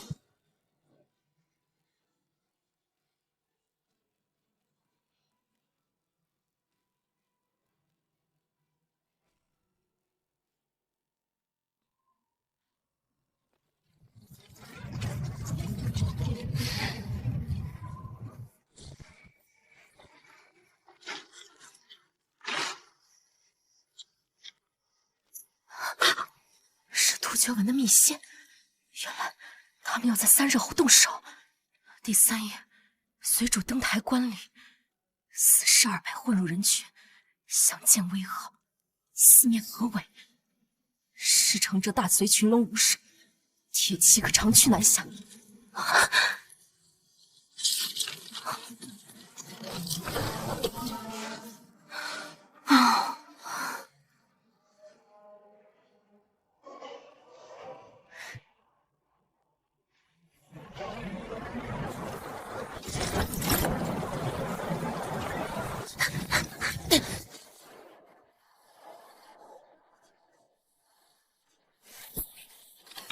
大人，查实了，我翻到了一封密信，盛典第3夜动手刺杀皇帝。啊！他们真敢弑君！信上还提到，已在城外布置死士200，只等盛典当夜，皇上登台观舞，便呼入人群行刺。从头到尾，他们的目标就不是盛典。那咱们现在就禀告圣上，取消盛典。不行。为何？多禄只是棋子，幕后还有启明可汗。若打草惊蛇，突厥人缩回去，日后再卷土重来，防不胜防。大人的意思是，将计就计，让他们以为计划顺利，到时一网打尽。可若有闪失，圣上有个3长2短，所以不能有闪失。这一局只许成功，不许失败。李将军，事态紧急，我长话短说。突厥那边有动作。说，他们准备了死士，200死士要混进盛典，最好能探查出他们的入城方法。沈明珠会想办法探多禄的口风。那明面上的防卫不能动，不能，但暗中要在玉台四周埋伏精兵。这里，这里，还有这里，都是此刻可能突进的方向。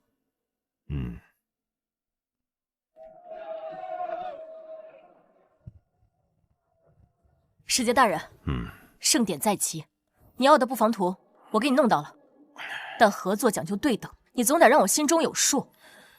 说吧，你想知道什么？你说第3夜有大动作，我需要知道动静有多大，才好安排自己人的位置。沈姑娘多虑了，你只需记住，那夜东门会很热闹。东门，贡品车队从东门入场，届时人多嘈杂，机会自然就来了。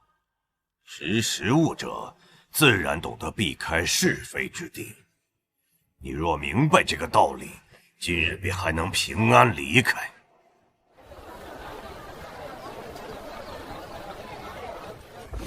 查到了，刺客会混在贡品车队里，从东门进场。东门，东门离玉台最近，贡品车队又不必延长，好算计。我再调20人埋伏东门，务必隐蔽。多禄生性多疑，稍有异常便会察觉。这2日你继续稳住多禄，别让他起疑心。明白。一切就绪，只等开幕。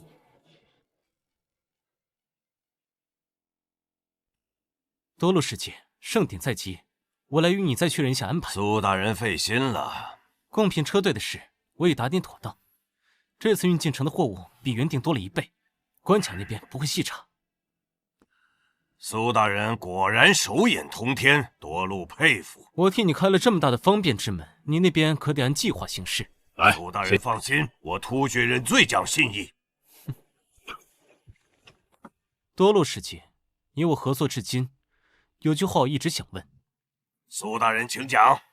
你要那么多货物进城，真的只是皮毛盐铁？我的人查到，那些车厢有铁器的味道。苏大人多虑了，你我合作多时，多禄岂会不知轻重？如此便好。事成之后，你我各取所需。那是自然。大人慢走。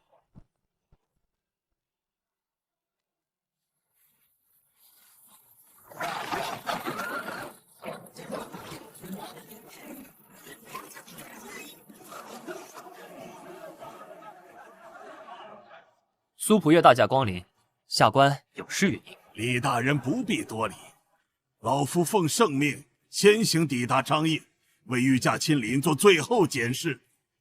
大隋皇帝敕，朕御驾将于盛典开幕当日抵达张掖，届时亲临观礼，着尚书左仆射苏威为先行官，提前抵达，检视盛典筹备事宜，凡有疏漏即可禀报。盛典期间，一切以安稳为重，若有差池，严惩不贷。钦此。臣等接旨。吾王万岁！万岁！万岁！李大人，圣上对此次盛典寄予厚望，老夫此来便是要亲眼看看你这筹备工作究竟做得如何。恭请大人检查。说吧，那边进展如何？一切顺利，侄儿已与他谈妥。盛典上制造混乱，让李小白担个失职之罪。他要什么好处？不多，就是想多运些货物进城。侄儿已打点好官抢，让他的贡品车队比报备的多了10几辆。多运货物？他运的是什么？多禄说是过冬物资，草原上冬天难熬，皮毛牛羊换不了几个钱。他想趁盛典多运些盐巴、茶叶、铁器回去。叔父放心，不过是些寻常买卖，突厥人逐利，咱们给他行个方便，阿体咱们办事各取所需罢了。突厥人穷惯了，贪些小利倒也正常。侄儿也是这么想的。多禄再狂，也不敢在大隋地界闹出大事。他不过是想借盛典捞一笔，顺便帮咱们对付李小白。盯紧他，别让他闹得太过。只要李小白担个失职之罪便可，其他的不要节外生枝。叔父放心，侄儿醒得。夫君歇一歇吧，这几日你茶饭不思，人都瘦了一圈。苏威亲自来当先行官，是不是很棘手？他名为检视，实为找茬。什么？这几日怕是不得安宁。苏威老谋深算，有他在，只怕有节外生枝。唉，他倒还好应付，账目工程都经得起查。只是突厥人要在盛典上行刺皇上。什么？我已与李靖将军暗中布置，只等他们动手时一网打尽。那你呢？刀剑无眼。我会小心。夫君，我怕。放心，李将军会派人保护我，一有危险，我第一个跑。没正经。夫人，我答应你，一定平安回来。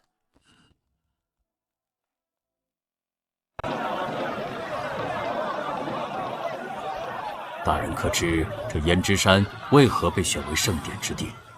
愿闻其详。700年前，汉武帝遣霍去病出征河西，大破匈奴于此山之下。匈奴人仓皇西遁，留下一曲悲歌：失我祁连山，使我6处不凡兮；失我胭脂山，使我家父无颜色。胭脂山，匈奴人心中的圣山。传说山中盛产一种红花，可知胭脂。匈奴女子以此装扮容颜，失去此山，便是失去了美丽与尊严。自霍去病之后，河西归汉，丝路畅通。陛下选此地举办万国盛典，正是要向天下宣告大隋成汉之威，四海归心。700年前，霍去病在此扬汉家军威；700年后，我大隋在此迎万国来朝。这胭脂山注定要被载入史册。哇，你看，好气派啊！真是威风。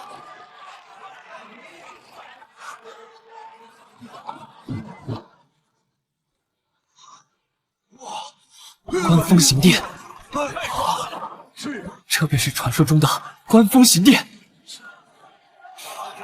繁华背后，杀机暗藏，我定会守住这一切。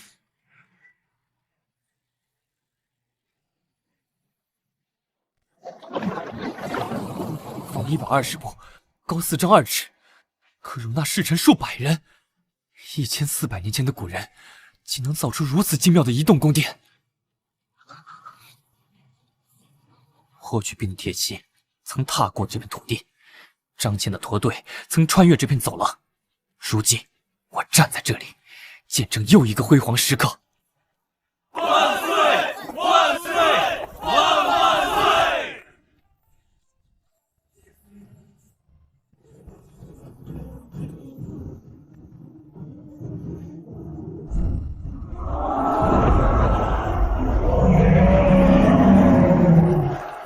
大隋皇帝敕：今四海升平，万邦来朝，朕亲临胭脂山，与诸国共襄盛举。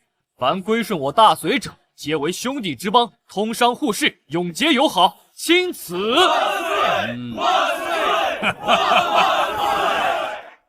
高昌苑县西域千里之地，永为大隋藩属。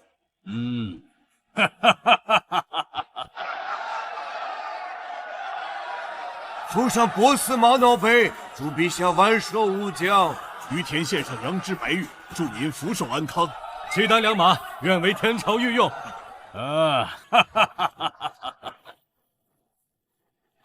李大人，突厥车队比报备的多了10几辆。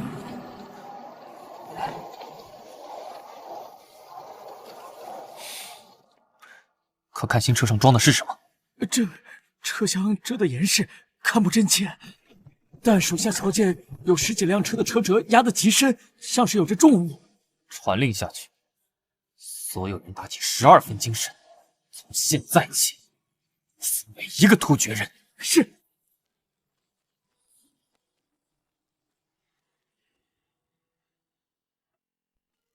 这用的是什么燃料？颜色竟如此鲜艳。河西特产的矿石燃料，日晒不退，水洗不掉。好，我要订100匹，运回波斯，一定能卖个好价钱。此乃丹霞玛瑙，产自张掖七彩丹霞山中，天然形成，独一无二。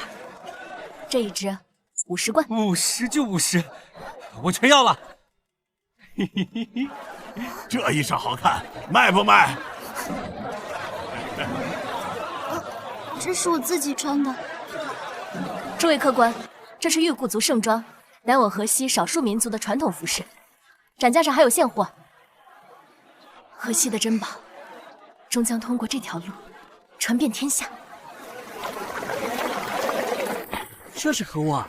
此乃甘州名吃搓鱼面，因形似小鱼而得名，口感筋道爽滑。这浇头用的便是高台辣椒，配上羊肉臊子，最是开胃。香极了。妙，面如鱿鱼，辣而不燥。我于前从未尝过这等美味，再来一碗。来一碗，我也要一碗。我也再来一碗。来喽，热乎的面条。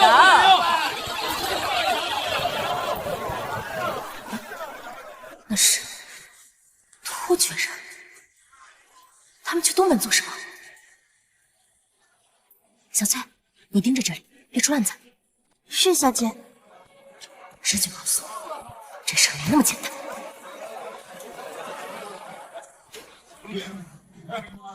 那2个猴步伐轻盈，绝非普通随从，必须搞清楚他们的目的。那是狼头印密线，难道他们想在甘州城内动手？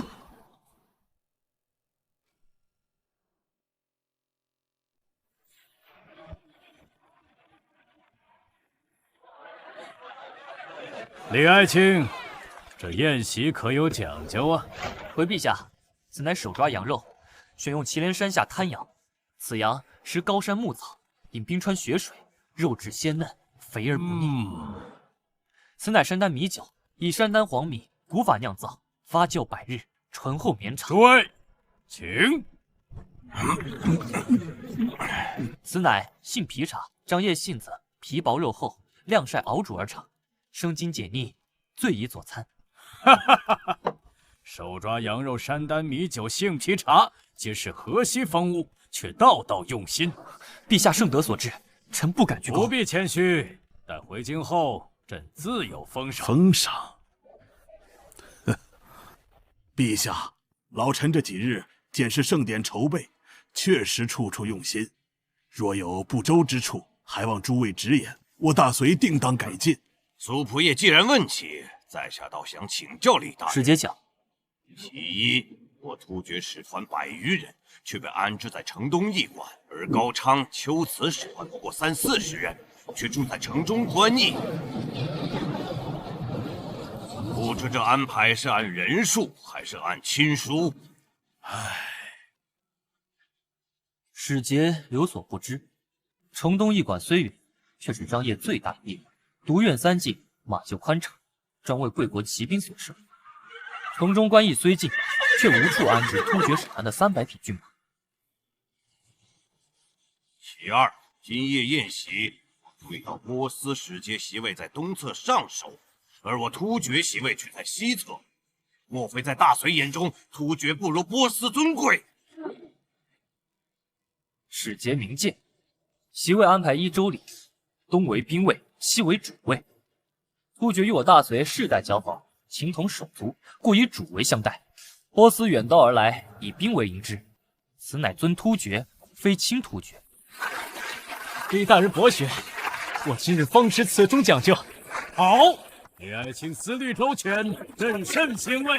李大人果然滴水不漏，老臣佩服。来，敬李大人一杯。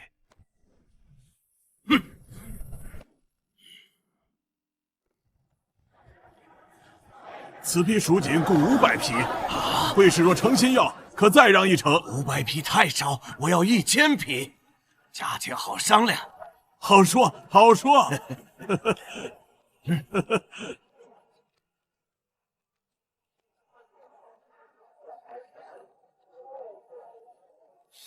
此茶清香扑鼻，回味甘甜，我于田从未见过这等好茶。此乃江南新茶，一山泉水冲泡，最是提神醒脑。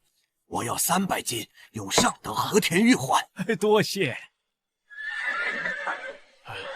这马好，是大渊良驹，比大宛良驹还好。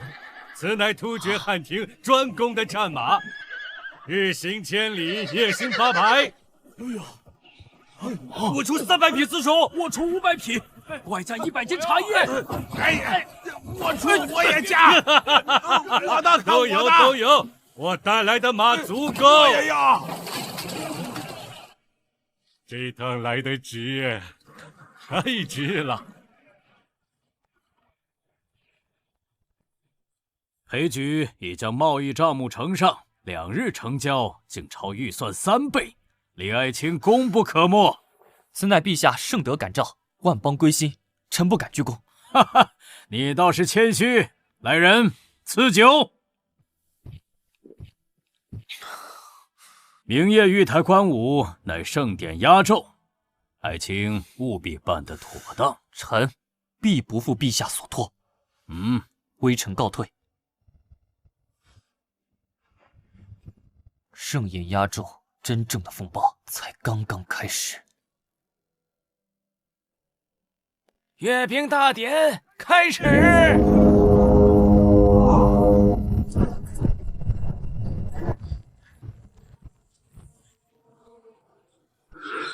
哦，这有多少人？少说也有万人。不动如山，这便是才这个时代无敌的重步兵。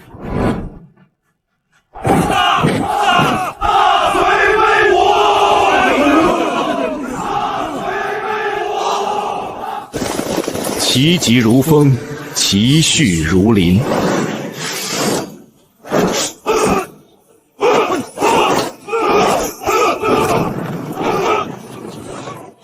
中原兵法果然名不虚传，怪不得突厥quân10万大军一战而灭。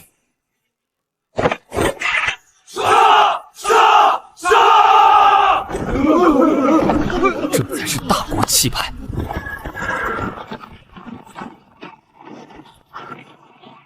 好，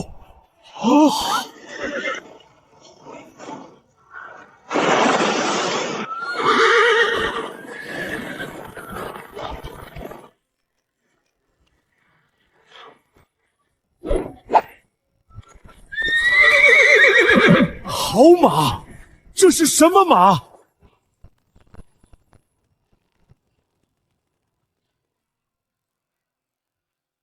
此乃山丹马。祁连山下有山丹军马场，自汉武帝时便在此牧马养马。至今700余年，此马耐寒耐苦，日行1000里，夜行800。这些马比我突厥寒挺的战马还要雄壮。若能买到几匹山丹马种运回草原，这一趟来得太值了。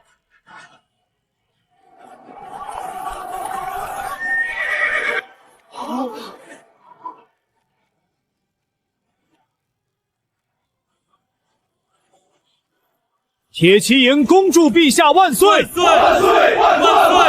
万岁！万岁！好，好马，好兵！哈哈哈哈哈！此乃大隋之威，山丹金马，天下无双。传旨，赐李将军山丹2具10匹，以彰其功。末将谢陛下恩。首领，隋军铁骑如此精锐，那些山丹马比咱们寒挺的战马还要神骏。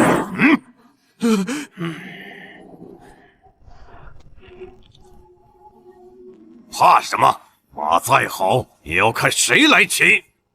他们再精锐，也挡不住我们的刺客。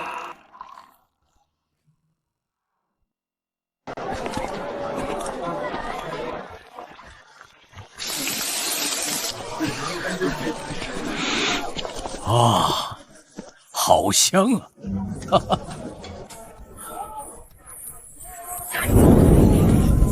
这是何美味？竟如此香！草民不知陛下驾到，有失远迎，望陛下恕罪。回陛下，此乃山丹名吃炒波拉。炒波拉，这名字倒是有趣。相传此菜因烹制时铁铲在铁板上波拉波拉作响而得名。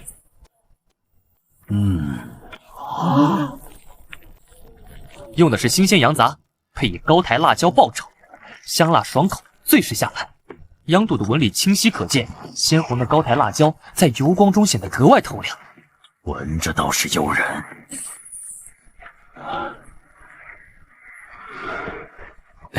陛下，这边吃食恐有不解。你去尝尝。奴才遵旨。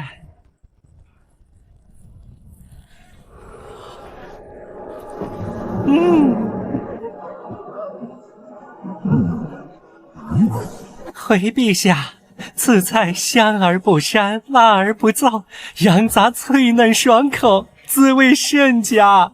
哈哈哈哈！呈上来，请陛下品尝。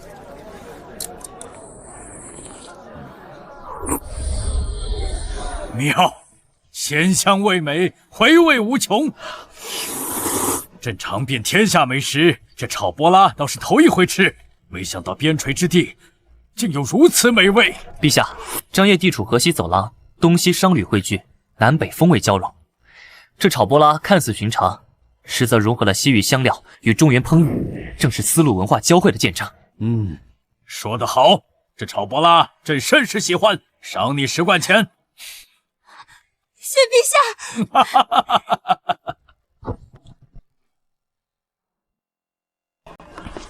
文物展区珍品无数，光彩夺目。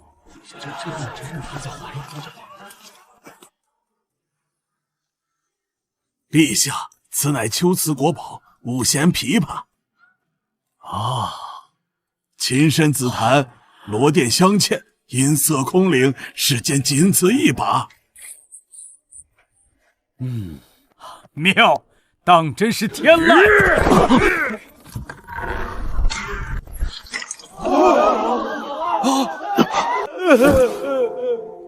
陛下恕罪，这掌柜之间间距实在太窄，臣不过侧身而过，便撞上了琴架。如此布置，稍有不慎便会出事，不知是何人负责？陛下息怒，此事说来也怨不得多禄时节。李大人，老臣知你尽心尽力，此事也非你本意，只是龟兹国宝毁于一旦，龟兹使节痛心疾首。若因此事引发两国纷争，此事若传出去，只怕有损我大隋待客之道。陛下，依老臣之见，李大人既是盛典督办，理应担责。不如由李大人代表大隋向秋瓷赔偿此情，既全了秋瓷颜面，也显我大隋待客之诚。好狠毒的计策！我若赔偿，便是承认不斩有过失，日后追究起来，这失职之罪便坐实了。赔偿？此情300年传承，岂是银钱能赔的？分明是突厥人有意挑衅。什么通道狭窄，我方才走过，3人行绰绰有余。我秋瓷与突厥无冤无仇，为何要毁我国宝？哼！一把破琴而已，值得如此大惊小怪？秋瓷使节莫要血口喷人！你说什么？且慢！陛下，臣有一法，或可化解此事。讲。老先生，此情身尚在，只是琴颈断裂，螺钿崩落，并非无法修复。此琴工艺繁复，修复不易啊。此次盛典，秋瓷使团可有随行工匠？有一位随行。甚好。此次盛典，各国农工巧匠云集。秋瓷有制琴名匠，大隋有乐坊乐工，波斯有镶嵌高人。若3国工匠联手修复此琴，不但能救回国宝，更能在万众瞩目下展示各国精湛工艺。老先生，此琴若修复成功，便是3国匠心的结晶。届时天下人都会知道，秋瓷制琴工艺何等高超，连断琴都能起死回生。可以一试。不止于此，臣提议借此机会增设工艺展演环节。哦，届时各国使臣皆可展示本国的奇珍异宝、独特技艺，让各国工匠当众展示绝活。秋瓷的制琴，波斯的镶嵌，大隋的漆艺各显神通，岂不美哉？妙极！我波斯工匠的镶嵌技艺，正愁没机会展示。我于天的玉雕也可以展，我的宝物也可以展。好，化干戈为玉帛，变坏事为美谈。李爱卿此法甚妙。好。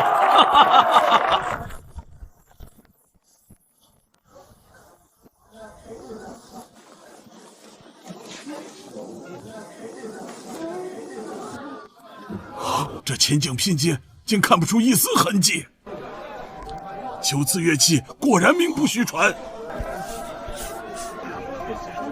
哇！秋瓷琵琶，我要订10把，空好臂力，各来20件。这订单也太多了。大人妙计，一场风波竟成了秋瓷乐器的活招牌。酒香也怕巷子深，好手艺得让人看见。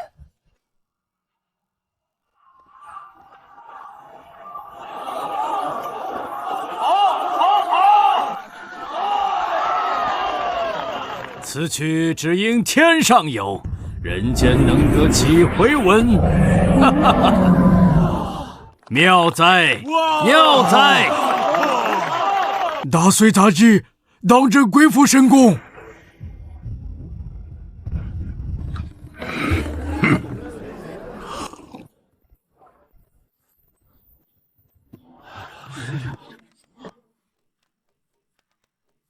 秋瓷乐热烈奔放，鼓点如雷；西凉乐苍凉悲壮，羌笛呜咽；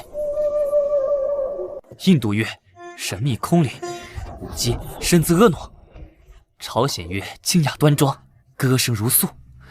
各国音乐轮番上演，异彩纷呈。久不合奏，天下大同。此等盛情，此生难忘。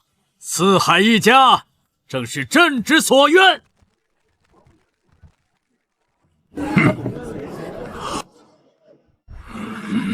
果然有意。传令下去，各处暗哨提高警戒。是。寓所周围再加1层人手。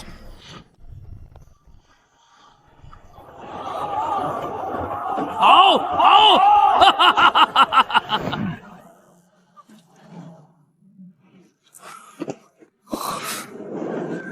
不对劲。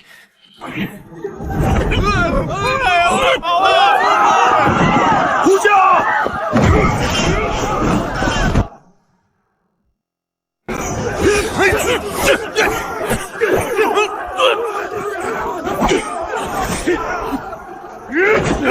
快来人护驾！随主受死！休想！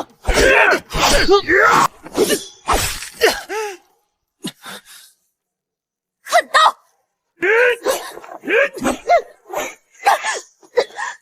明珠，我没事，护着皇上。给我杀！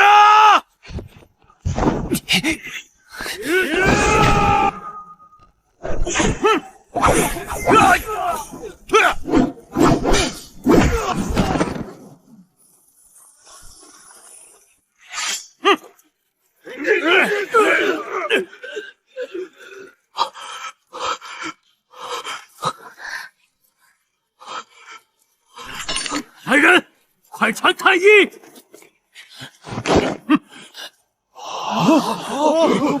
这是突厥人，多禄，你好大的胆子！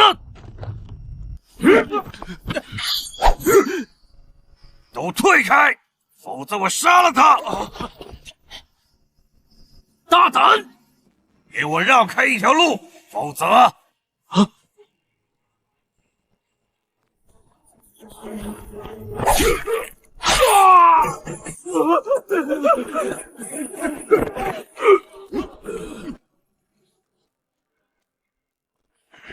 多禄，你还有何话可说？陛下要杀便杀，只是有人比我更该死。何人？若非苏明大人替我打点关卡，放我的人混入城中，我岂能得手？什么？胡说！我不认识你。哼，不认识？苏大人，你当初派人盯着我的车队，还派人去打听我的底细，以为我不知道？你想留后手防着我，我又岂能不留后手防着你？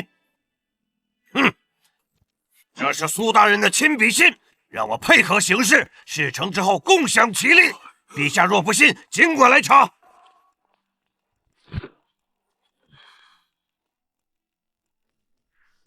苏明，是你的自己。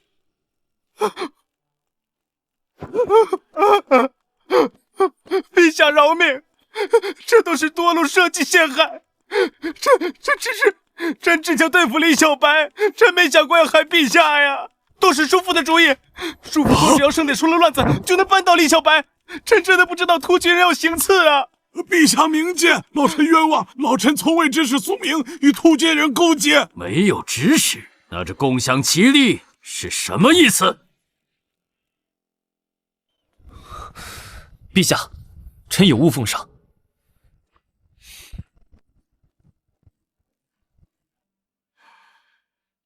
此乃盛典筹备期间七司克扣银两的详细账目，每一笔出入皆有凭据。好一个规矩！苏卫，你跟随朕多年，朕信任你，倚重你，你就是这样回报朕的。陛下，老臣糊涂。来人，将苏卫关押进大牢，赐苏明自裁，没收家产。陛下，饶命啊！陛下。至于多禄，来人，将多禄收押。派使臣携镇国书赴突厥，质问启明可汗，是他授意行刺，还是多禄擅自妄为？若是前者，两国兵戎相见；若是后者，让他自行处置，给朕一个交代。今夜之事不过小小作祟，已被平定。朕之盛典，岂因几个刺客而废？传朕旨意，庆典照常举行。大隋之危，岂因区区刺客所能撼动？明日诸事如旧。陛下圣明。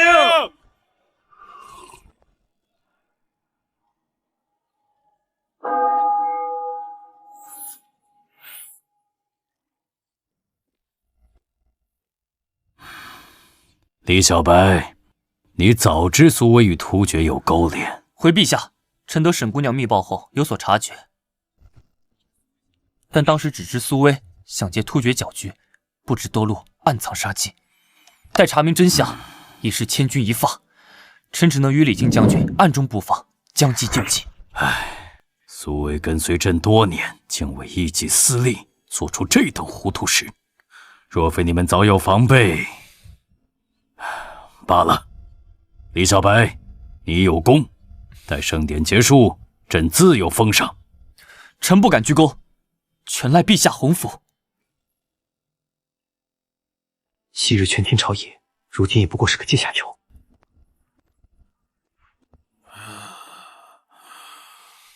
哟，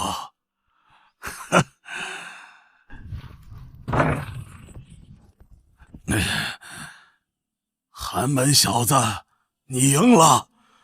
老夫在朝堂经营20年，一招败在你手里，你高兴了吧？苏大人，我从未想过要斗倒谁。没想过？你处处与我作对，拉拢胡商，收买人心，暗中布防，哪一步不是冲着我来的？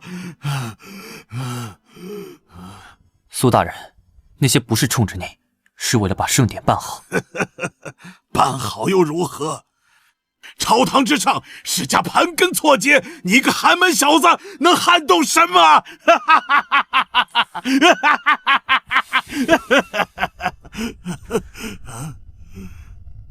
我从未想过要斗倒谁。那你想干什么？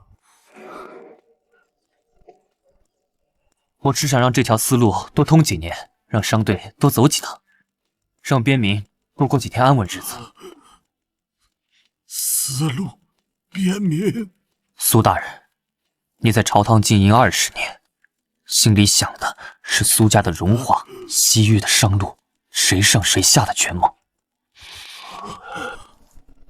可你从没想过，这条丝路上走的是谁家的骆驼，驮的是谁家的货物，养活的是谁家的妻儿。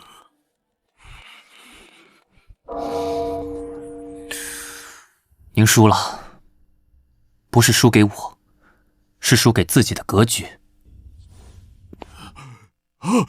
李小白，你真以为自己能改变什么？能改变多少，便改变多少，总好过什么都不做。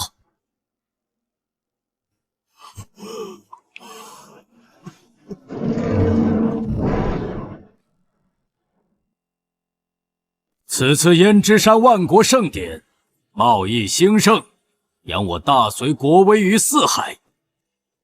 虽有小小作祟，信赖众卿尽忠职守，化险为夷。今日论功行赏，陛下圣明。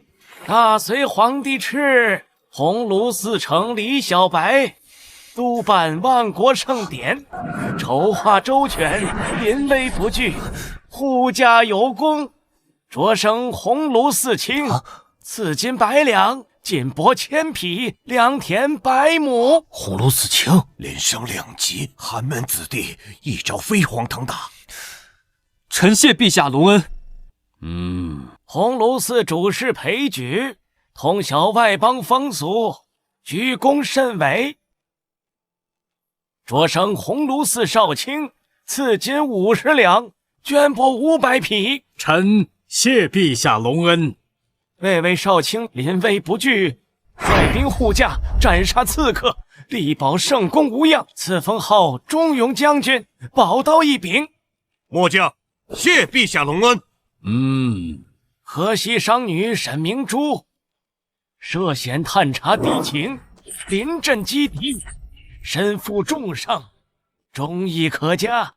经国不让须眉，方河西一商，准许在张掖设立官方商号，享朝廷庇护之权。一介商女，竟得如此殊荣。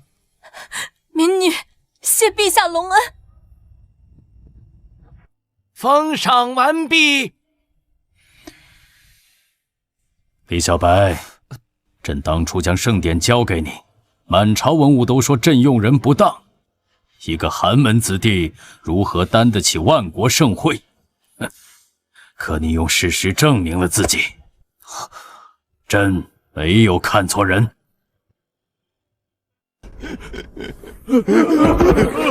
李大人，您真的要走了？刘头，快起来！大家都快起来，李某受不起。大人，李大人，你是咱这辈子遇到最好的官儿，工商有人管，工钱不拖欠，这样的好官，大人灯笼都找不到啊！好官呀！是啊，大人。大家辛苦了，李某只是做了分内之事。大人，这是弟兄们凑的一点心意。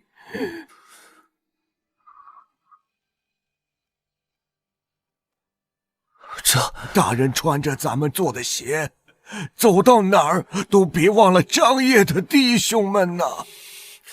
诸位后裔，李某铭记在心。大人保重！大人保重！大人保重！大人保重！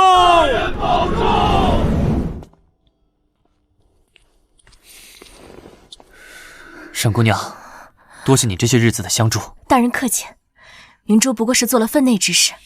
李大人保重。你也是。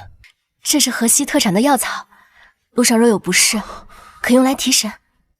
多谢。大人，一路顺风。有些路终究要一个人走，有些别是为了更好的重逢。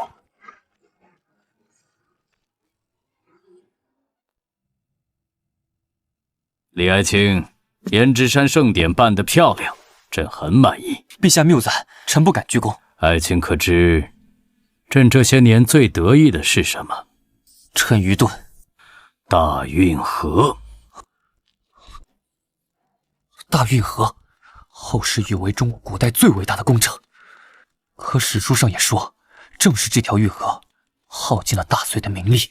下月，运河全线通航，朕要你策划一场通航庆典，规模不亚于胭脂山盛典。陛下，爱卿在胭脂山的手笔，朕看在眼里。这通航庆典，非你莫属。臣遵旨。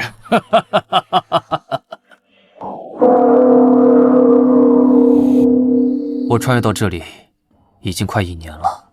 曾经我以为凭着现代人的知识，或许能改变些什么。